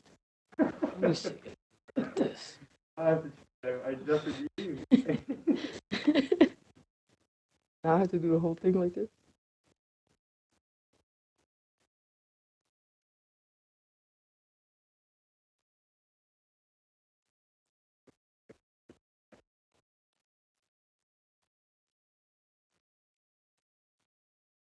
We are now joined by number 13 ranked UFC women's bantamweight Sijara Eubanks. Sijara, thank you very much for joining us today. Thank you. We'll take our first question from Gabriel Gonzalez. Your line is open. Hey, Sarge, feels like we spoke with you just a minute ago. When exactly did they reach out to you about this fight, and how long did it take you to get your coaches and team together for the trip? They reached out to me on Tuesday night, and I had an hour to figure out who was coming with me. So I got one guy, Ryan Cafaro's come with me. So I have no idea what is today, Wednesday? So Tuesday last week, not yesterday. So Tuesday last week, they reached out to me. It was like Tuesday evening, and I was in New Jersey back home. They called me up. My management team, Ali, called me up, offered me the opportunity. I said yes right away. And after I said yes, I was like, all right, cool. When do we leave? He was like, in the morning. figure out who's coming, and we had like an hour. So I called my 3 guys. One of them was ready to go, and so it's just me and Ryan here, and we're gonna rock and roll. You're coming off the 2 best victories of your UFC career so far. Do you feel like you've turned a corner personally in your training? Absolutely. I feel like I've turned a corner physically, mentally, emotionally in my life inside and outside of the gym. And it's showing. It's paying dividends. I'm feeling good. I feel like I've always asked to keep the momentum going into the Sarah Morris fight. I told my manager, like, right after this, I want to fight again no matter what happens. And I knew in order to get the frequency I wanted, I had to start winning these fights. And so that's what I've been doing. I've been putting up these W's, and, you know, you wish and you pray and you do, and the universe will answer. So here I am. I guess what made the difference? Was there anything, you know, like new coaches, new training partners? Was it just a new attitude? I mean, what was just like that last ingredient you needed?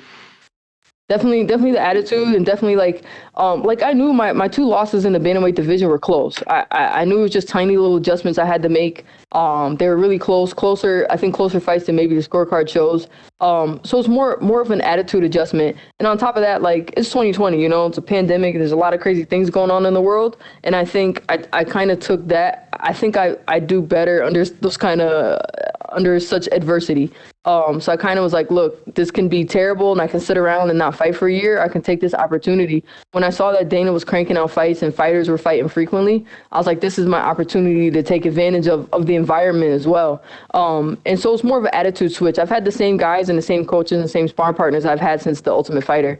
I've been with Mark Henry in New Jersey and Ryan Cafaro and sparring with Ketlen for like 4 years now. So there was no change in coaches. It was all a change right here and a change in my belief in myself.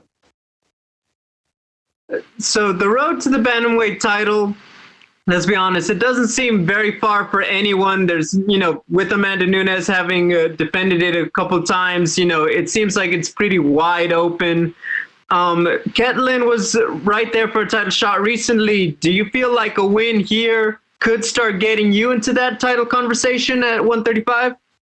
Heck yeah, it does. I mean, when a 13 comes in and beats a 6 on 10 days notice, if that doesn't get you some attention, if that don't get you close, I don't know what else does. But that's my goal. My goal is to be the champion. My goal is to climb this ladder. If it's 1 rung at a time or 4 rungs at a time, I'm going to climb it. So a win over Ketlen definitely puts me top 10, top 5 even. That depends. But I think it's definitely got to put me in title contention. It's just like you said. I know the division is wide open. I've known it's been wide open for about a year now. So it's getting wider as Amanda's moving up to 45. And you see like Holm is back up, Aldana. You know, the division's up for grabs right now. Hey, thanks, Sarge. Good luck. Thank you. We'll take our next question from Damon Martin. Your line is open. Hey, Sarge, we've talked a lot about, you know, your kind of growing up and learning while you're in the UFC. You've kind of like grown up on this stage. Your last couple of performances really have been outstanding, and also coming, you know, going from flyweight to bantamweight. Do you feel like now you are a true bantamweight and you've really made the adjustments you need to make to make that climb up the title? Because a lot of people have kind of said since the Ultimate Fighter, you're a person we got to keep an eye on, but now it feels like you're starting to reach that contender status. Yeah, absolutely. I feel like I feel like I'm definitely a true bantamweight. I think having that discussion with myself and with my camp about moving from flyweight to bantamweight, the concern was the size, and I just trusted in my strength and my ability. My foundation in martial arts is Brazilian Jiu-Jitsu, and when I was doing Jiu-Jitsu, I was competing in the gi at 163. So I kind of just had to trust myself that I could deal with the size, and I don't feel like I've lost any strength in this division. And if anything, I'm getting more athletic and stronger as I stay in this division, as I get used to my body at this size, and I love it. I think it's a great division for me, and I'm happy. I think we made the right choice to be here. Do you feel like that is an adjustment when you think about your first fight back at bantamweight, you know, and then where you're at now in terms of putting the size on the muscle, just understanding the differences? People think 10 pounds isn't that much, but it is much. It is a big difference. But do you feel like that has grown and shown in your last couple of performances? Now do you feel like you are a true bantamweight? Yeah, it wasn't so much putting on size because I actually tried to put on size and I think that slowed me down. I think me trying to put on muscle kind of slowed me down with the Betskadea fight especially. So I think that was the adjustment, was understanding that I didn't have to put on so much muscle. I could rely on my natural body weight and really focus on my speed and my technique. Whereas when I was a flyweight, I was so muscular. I was cutting into my cardio to get down to flyweight. So that was more the adjustment, was more the technical adjustment at the size, the height adjustment, the reach adjustment at bantamweight, and not so much the muscle. I think that was kind of contributed to them first two stumbles I took. Was I was like, all right, I'm a bantamweight now, and I just was lifting like crazy instead of focusing on my technique, focusing on my martial arts, and focusing on my speed. So I think that's been the difference in how I've been able to turn things around and get some of these wins. There's no giant secret the magnitude of a fight like this, stepping in against a contender like Ketlen Vieira. I want to get your opinion, the lay of the land at bantamweight, because if you beat her after beating a very highly touted person like Julia Avila, to go out there and beat Ketlen, when you look at the lay of the land, you got Holm and Aldana coming up next weekend. I think a lot of people believe if Aldana wins, she's going to get the next title shot. But you got to believe that you're right in that mix with the win here, right? I mean, when you look at who's out there and who's actually fighting and active right now, I don't know. You kind of give me your idea on the lay of the land at bantamweight. Yeah, it's not very active. The top 10 have not been very active. You got a couple of girls out with injury. You got a couple of girls out just haven't fought maybe because of the pandemic or whatever. I think the Aldana Holm matchup is definitely a title contender matchup. I think the winner should definitely have a title shot. But yeah, after those two, like, who do you got? So, I take care of Ketlen like I should this weekend, and I'm definitely right up there with the talks. But we'll see how it goes. I don't like to look too far past my next matchup, so we're gonna focus everything on Ketlen this weekend, and then once we take care of the business at hand, we'll see where everything lays out after that. Because you got Holm, you got a couple other people. So right now I'm focused on this weekend, but I think a lot of opportunities open up for me after that. And last thing for me, Sarge, obviously we're in a very, politically charged time in this country right now. You talk about Black Lives Matter. You talk about things going on right now. We saw last week, Tyron Woodley came out very strongly speaking about Black Lives Matter. And then we saw maybe some unfortunate comments from Colby Covington after his fight. I want to ask your opinion on that in terms of the athletes speaking out in the UFC and kind of where you stand on that, because, obviously it feels like there is a platform and athletes have a way to speak to people on a larger, platform like this. Then you have other people saying, oh, stick to sports, don't talk about it, don't address it. But then, again, it's kind of hard not to when, you see things like what Colby does. It's kind of hard not to address things like that, right? Right. So let's be real. First and foremost, it wasn't unfortunate. It was flat out racist. What Colby was saying. It was racist. It was disgusting, and quite frankly disappointing. But at the same time, like, the one thing I do appreciate is UFC lets whoever say whatever. They have never muzzled us as fighters. If you want to talk, you don't want to talk. You want to be political, you don't want to be political. And I have to appreciate the fact that the company lets us say what we want. So, It is America, and everybody can say what they want, but I think to be fair, I think guys that talk like Mike Perry and Colby Covington, I think a lot of things they say are racist and disgusting. I think it should be reported as such, instead of unfortunate or controversial. Like let's be real, it's racist. Like, he's calling the guy a Marxist and a communist, and he's saying that he's un-American. Like, if you were born in this country, you're an American. I don't give a damn. Like, if you were born in this country, I don't care what your background is, what your race is, what your socioeconomic status is. Like, you're an American, and that's it. To have another American say that you're not, I think is flat out fucked up. And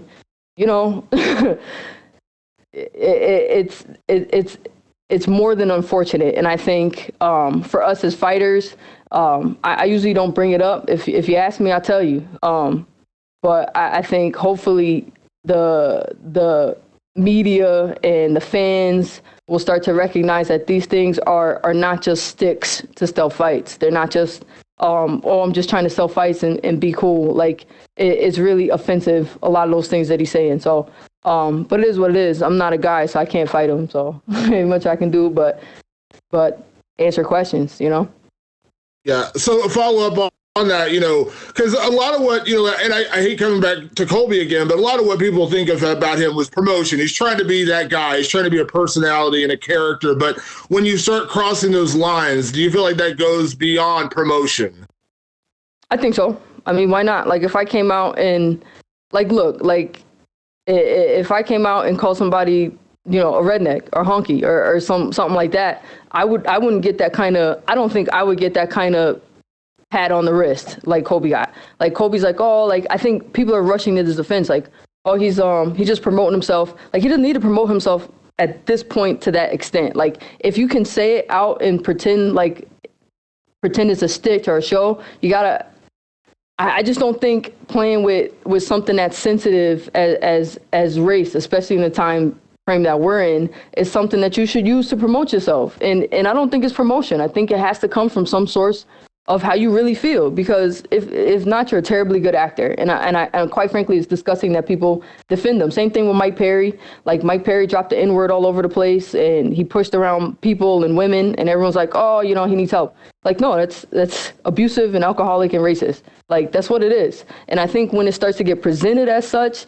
hopefully things will start to change a little bit. And unfortunately, like, this is a game of entertainment, and that's what it is. And it's not unfortunate. I kind of like that it's a game of entertainment. I kind of like that it's more than just sports, and that's what all sports are. It's an art, and we have to train hard, and we have to bring our best foot into the cage as athletes. But at the same time, you have to be a personality. You have to be a character to sort of get ahead in this game. But do what's real and do what's true. And I don't think Kobe's acting that much. And same thing, like Chael Sonnen did the same thing with Anderson Silva, and everyone's like, oh, he's acting. Like, to act like a racist to me is to be racist. Like, I don't see it. Like, if I act like an abuser, like if I act like I beat my girlfriend up, no one's gonna be like, oh, she's just pretending to be a bad guy. People, I don't think that would be cool. So that's just my opinion on it. I think people are kind of letting it slide by saying it's a production, and I think you can sell tickets and you can sell yourself in a way that's not so blatantly offensive to so many other people. Thank you, Sarge. You're welcome. Thank you very much, Sijara. You're all set. Thank you.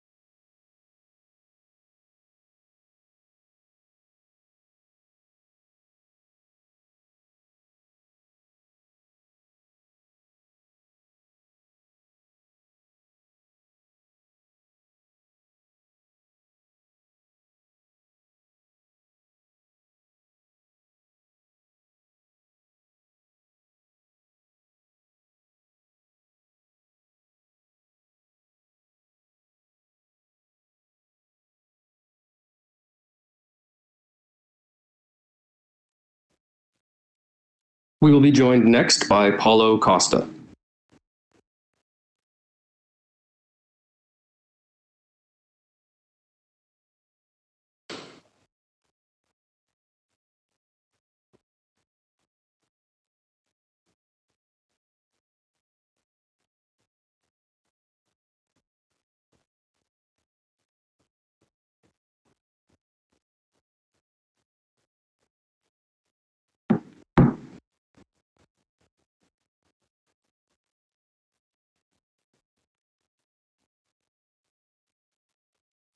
We are now joined by number 2 ranked UFC middleweight Paulo Costa. Paulo, thank you very much for joining us today. Welcome. Thank you. We will take our first question from Augusto Niez-Gay. Your line is open. Hi, Paulo. How are you? Hi, ma'am. I'm great. Paulo, after your encounter with him, Adesanya said that you are like those dogs that bark behind the fence, but when it opens, they come very timidly. Which were your sensations after meeting him a few days ago?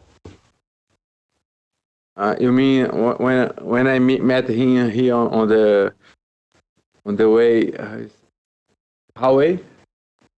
Yes, when you met him at the hallway. Was a little bit wait because I was waiting for that Adesanya that I know on the interviews via Skype, via video conference, but he was very kind, very educated, so that surprised me. I don't know why he changed a lot.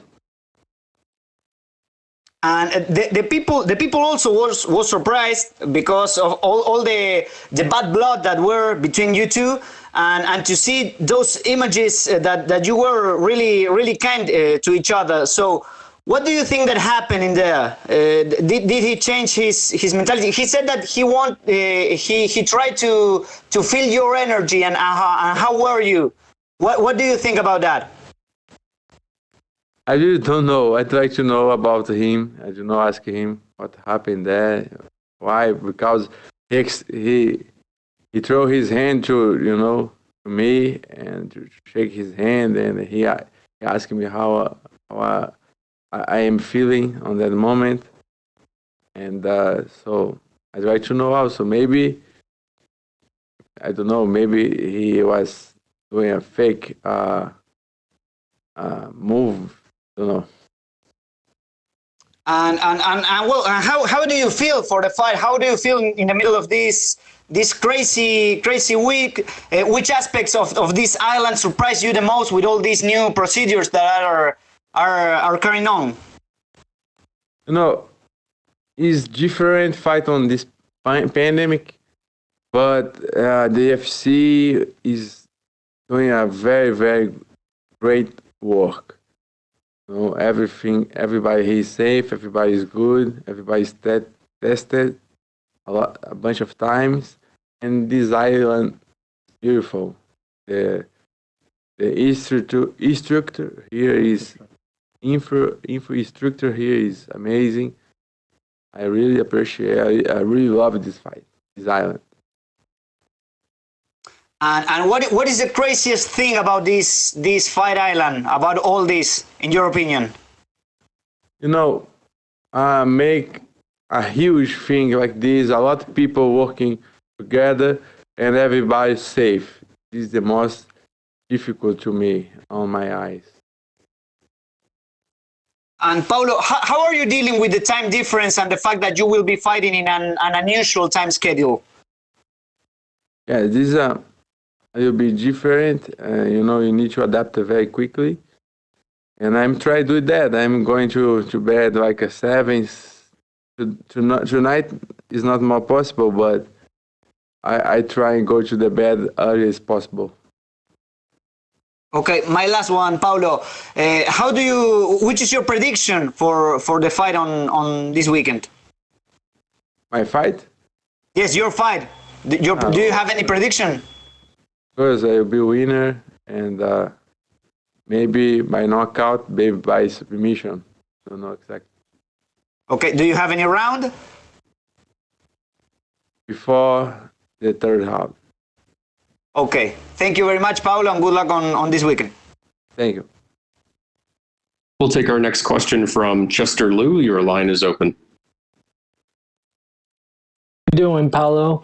I'm Chester from PP Sport China, and my first question is, Paulo, you're a very impressive, powerful striker, and this time you're facing a former kickboxer. So, as a jiu-jitsu black belt, were you considering changing your game plan this time? Will you take ground game or submission into your consideration? Yeah, before become a striker, I was a grappler, and when I be introduced to the boxing and Muay Thai, I discovered how power I has on my hands. So he's always on game plan. Use my ground, use my black belt jiu-jitsu. But I know, as you know as well, I have a lot of power, so this fight can be finished by anyway. Okay. My next question is, in the embedded blog, Israel Adesanya said that he has no beef with you. Both of you guys just simply doesn't like each other. What do you think about that? I don't like the kind of guy he showed, just this, because he showed to everybody, not only to me, to everybody on public, how disrespectful he was. That's why I don't like that action, But if on personal,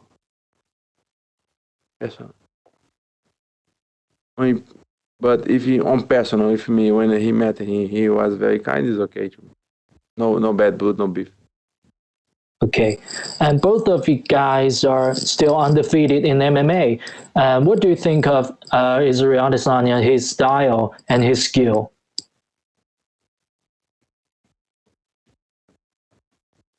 He has some good skills, fast, and he's good on avoid, on counter, avoid the fight, avoid the he's faster. To resumir, in short, he's faster. He's fast. Okay, thank you. That's all. Good luck to your Saturday. We'll take our next question from Pablo Santamaria. Your line is open. Hi, Paulo. Can you hear me? Oh, yes, I can.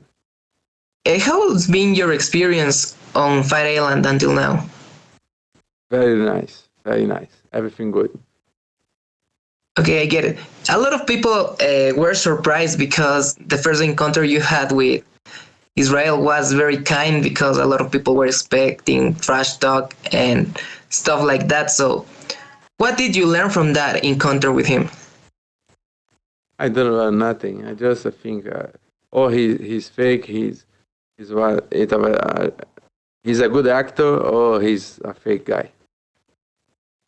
Okay, on your YouTube channel, you showed that they give you some candy, so you plan eating those candies after the fight?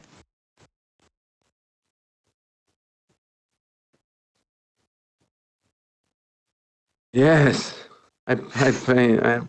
I'm wait for that. I wait for the weighing is over to eat some chocolate, some candy. Okay, you said that you will not shake Israel's hand when the fight is over. So you changed your mind after the encounter you had with him in the hallway? Yes, I changed my mind because he showed a different guy, a different person, different kind of people. So no problem to, if he is this kind of people, is okay. Okay, I get it. Hey, I'm from Ecuador, so I would like to, if you want to send a message to your Ecuadorian fans that are rooting for you in this Saturday fight. I appreciate a lot. Our support came from Ecuador. Thank you very much. I hope be there one day. Okay, thank you very much, Paulo, and good luck on your fight. Espero estar lá dia. We'll take our next question from Bruno Carvalho. Your line is open. Oi, Paulo, tudo bom? Tudo bem. Brasileiro. Paulo, eu queria começar perguntando, você disse uma vez que o que você tinha com Israel era algo pessoal, você realmente não gostava dele. Minha dúvida é, como é que você faz para controlar e não levar esse sentimento pessoal para dentro do octógono, em um momento que pode atrapalhar seu jogo, por exemplo? Como você controla, consegue separar essas coisas? Whether you had a personal problem with Israel, how do you avoid taking that into? Eu sou profissional. Independentemente se eu gostasse ou odiasse dele, eu ia lá pra arrancar a cabeça dele. Professional. Regardless if I like him or not, I'm going to rip his head off. E ele disse hoje mais cedo que, na verdade, não existe uma provocação entre vocês dois, que na verdade ele só responde às suas provocações. Você acredita que é isso mesmo? Então é o maior mal entendido do mundo. He said there's really no beef between you guys. And Paulo said, well, then it's the biggest misunderstanding. E por último, eu queria saber, você está próximo de se tornar o primeiro campeão dos médios brasileiro depois do Anderson. E no momento que o Anderson está perto de se aposentar também, o que isso significa para você? Essa marca, esse peso? You're close to becoming the first Brazilian middleweight champion after Anderson, close to retiring. What's that weight like? Na verdade, não tem peso nenhum, mas é uma honra poder conquistar o mesmo título que ele conquistou por muito tempo. Really no weight on me. Honored. Tá certo, obrigado, viu, Paulo? Boa sorte no sábado. We'll take our next question from Jim Varsalone. Your line is open.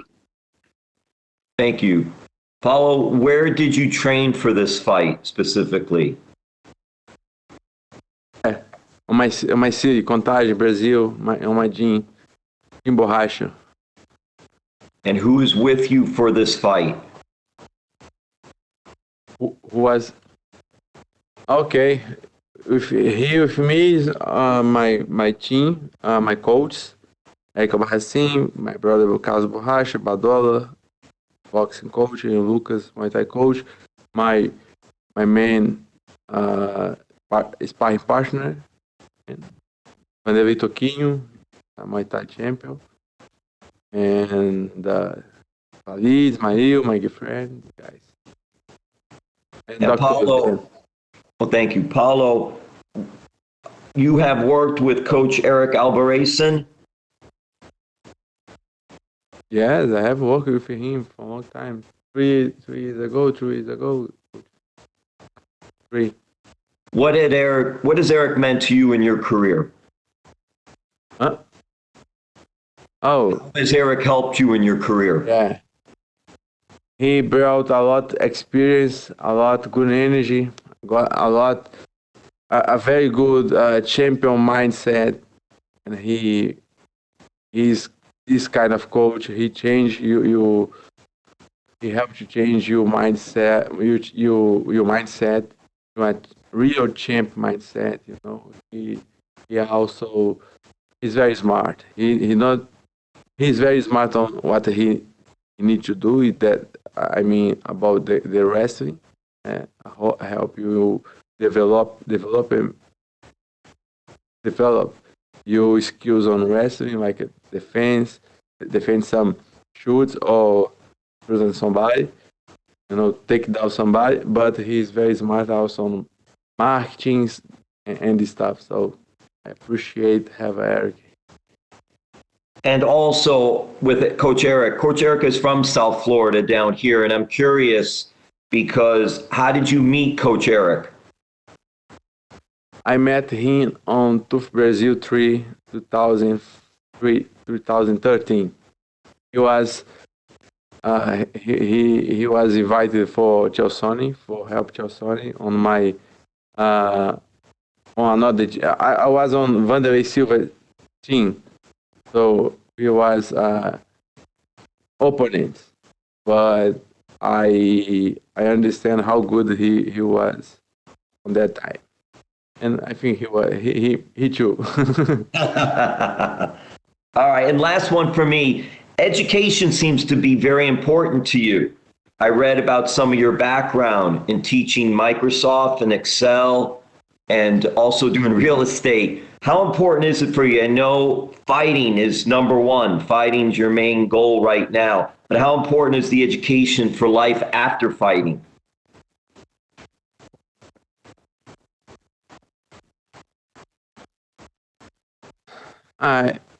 It's difficult to measure how important is. To explain how important is all the stuff that I did, but I think the things is what as coisas são o que elas são, né? It is what it is. So this the way that the life bring me to do, and I'm follow my dreams. You know, this is the most important. I had a dream when I got that work, a very different kind of work. I was teaching basic info, you know. But I had a dream on that time to fight on UFC and to fight for the title, and I followed my dream, and I'm here now. Thanks God for that. Thank you so much. Thank you.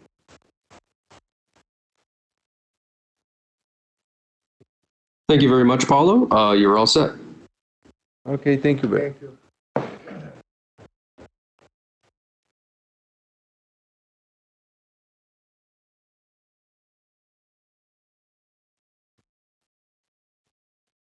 We will be joined next by Brandon Royval.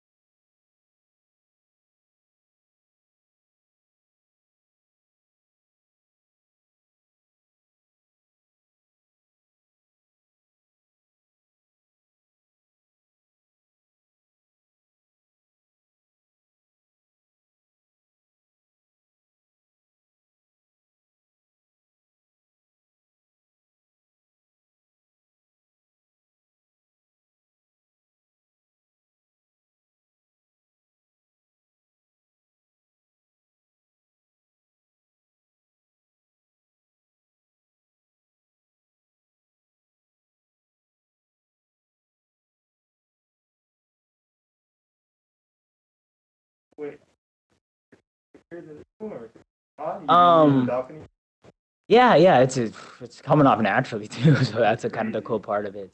Train a little bit and then worn out. You're going to ask questions out of here, so you don't even get them the whole time. All right, cool. Or around the world, are just reading the ask All questions.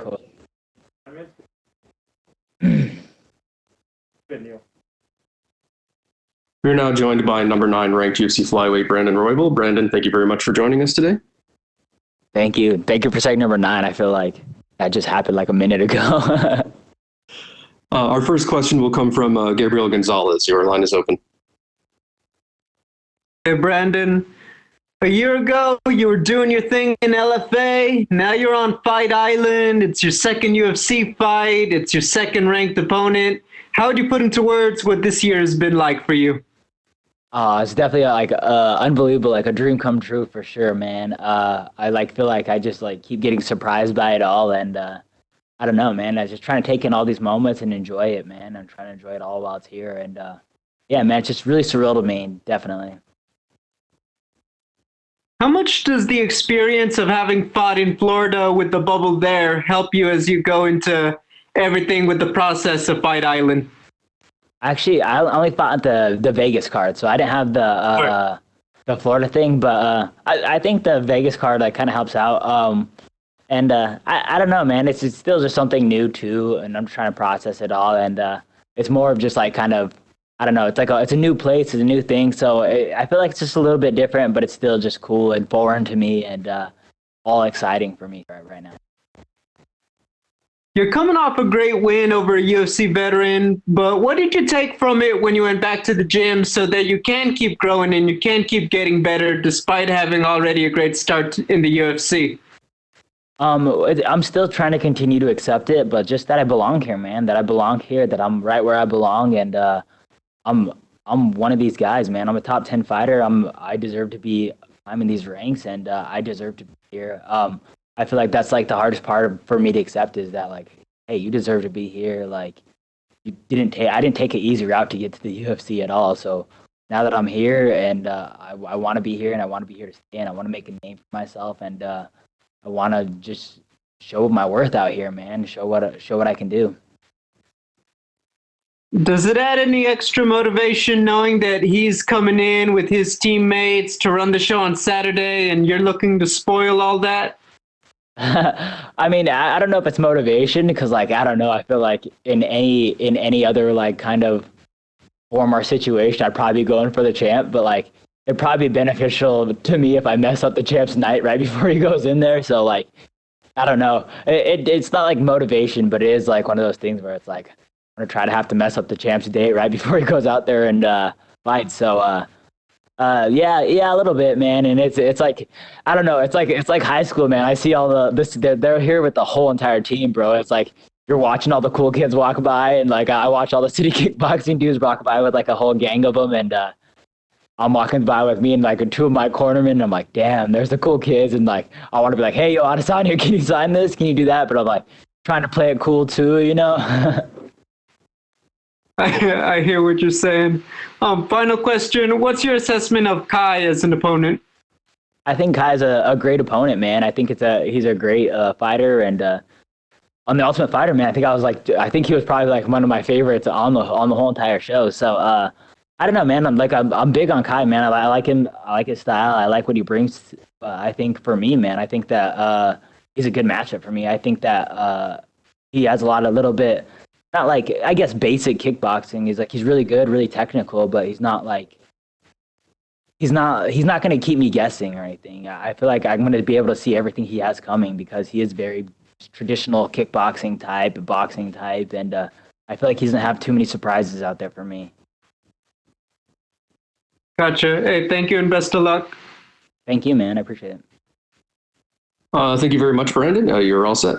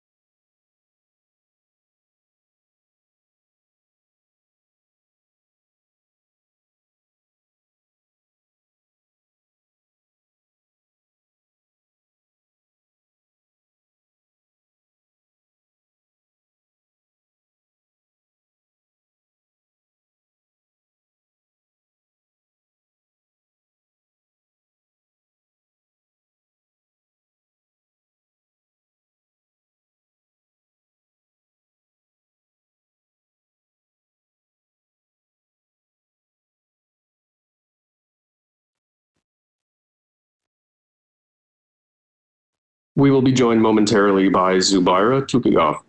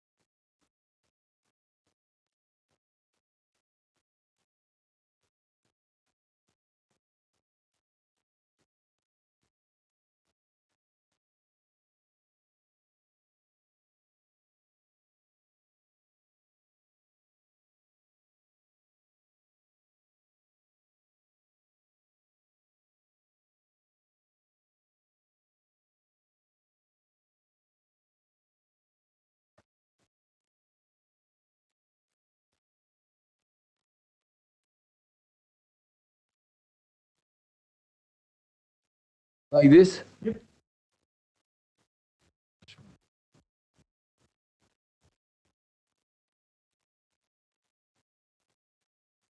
We are now joined by UFC featherweight Zubaira Tukhogov. Zubaira, thank you for joining us. Yes, thank you. Our first question will come from Gabriel Gonzalez with Cageside Press. Hello, Zubaira. I think a lot of people are wondering, was there ever any plan to have you fight on the same card of Khabib instead of this week? This is Crusher. Say again, Hello, please. can you hear me? Oh, sorry, no problem. I think a lot of people were wondering, was there ever any talk about having you fight on the Khabib card next month instead of this week?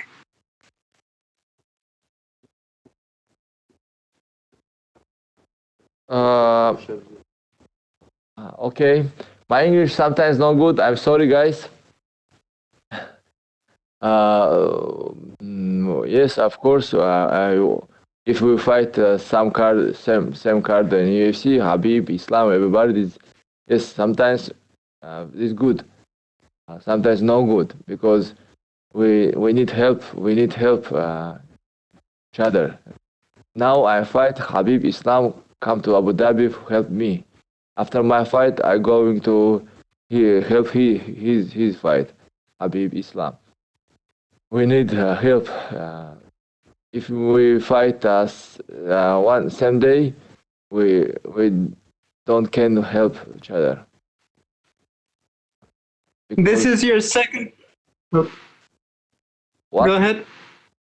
Oh, this is your second time fighting in Abu Dhabi. Is it easier because you know what to expect with the weather now?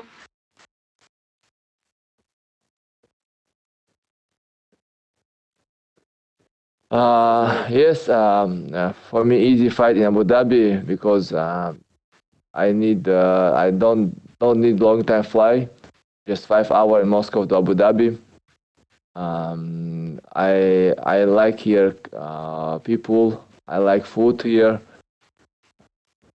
Everything easy here. There's a lot of friends in Abu Dhabi. My friends help me for everything for training camp.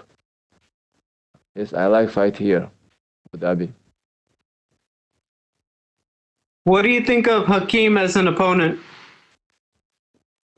My opponent, I know he's a very strong guy. He's boxing, nice kick. This is good opponent. I think this is we show nice fight, crazy fight. How do you see yourself winning the fight? What? How do you think that you will win the fight? Knockout, submission, decision? If I win this fight in knockout, it is nice. I don't know. I try knockout. I do this everything. I want everything: wrestling, boxing, maybe knockout. We'll see. Thank you, Zubaira. Good luck. Thank you so much. Thank you for everybody. Our next question will come from Martina Siluk. Your line is open. Hello, sir. How are you? How are you? Thank you. I'm good. So my first question is about your opponent. I would like to know what are, in your opinion, his pluses and minuses in a cage.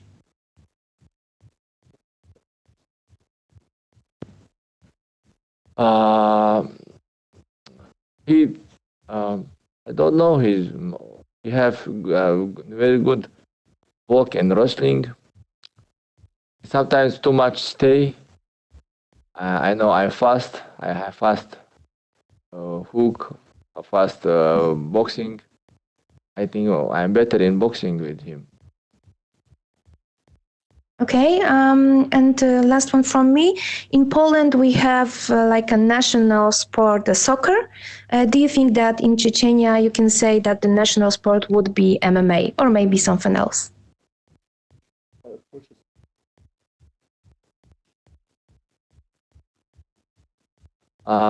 In Chechnya, national sport, Before I know boxing, wrestling. I think now number one in Chechnya, wrestling, MMA. It's been because many fighters, very many good fighters in Chechnya now. Okay. Now number one in Chechnya, MMA. So one more from me. Do you think that Khabib Nurmagomedov is kind of a guy who will retire after next 1 or 2 fights, as he said?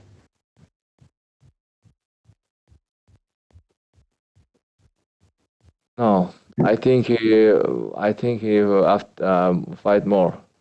After this fight, I think one more time he fight.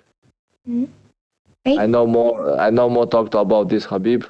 After this fight, I talked about next interview. I told you. Fantastic. Okay, thank you very much, sir. Have a great fight on Saturday night. Thank you. Thank you so much.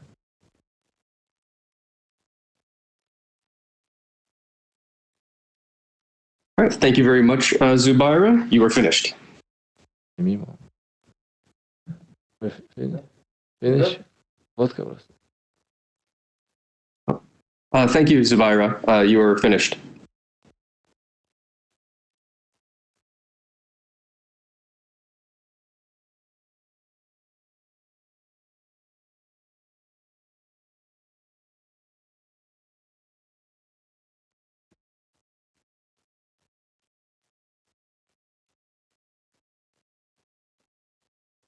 This concludes today's UFC 253 Virtual Media Day. Video recordings will be made available later today.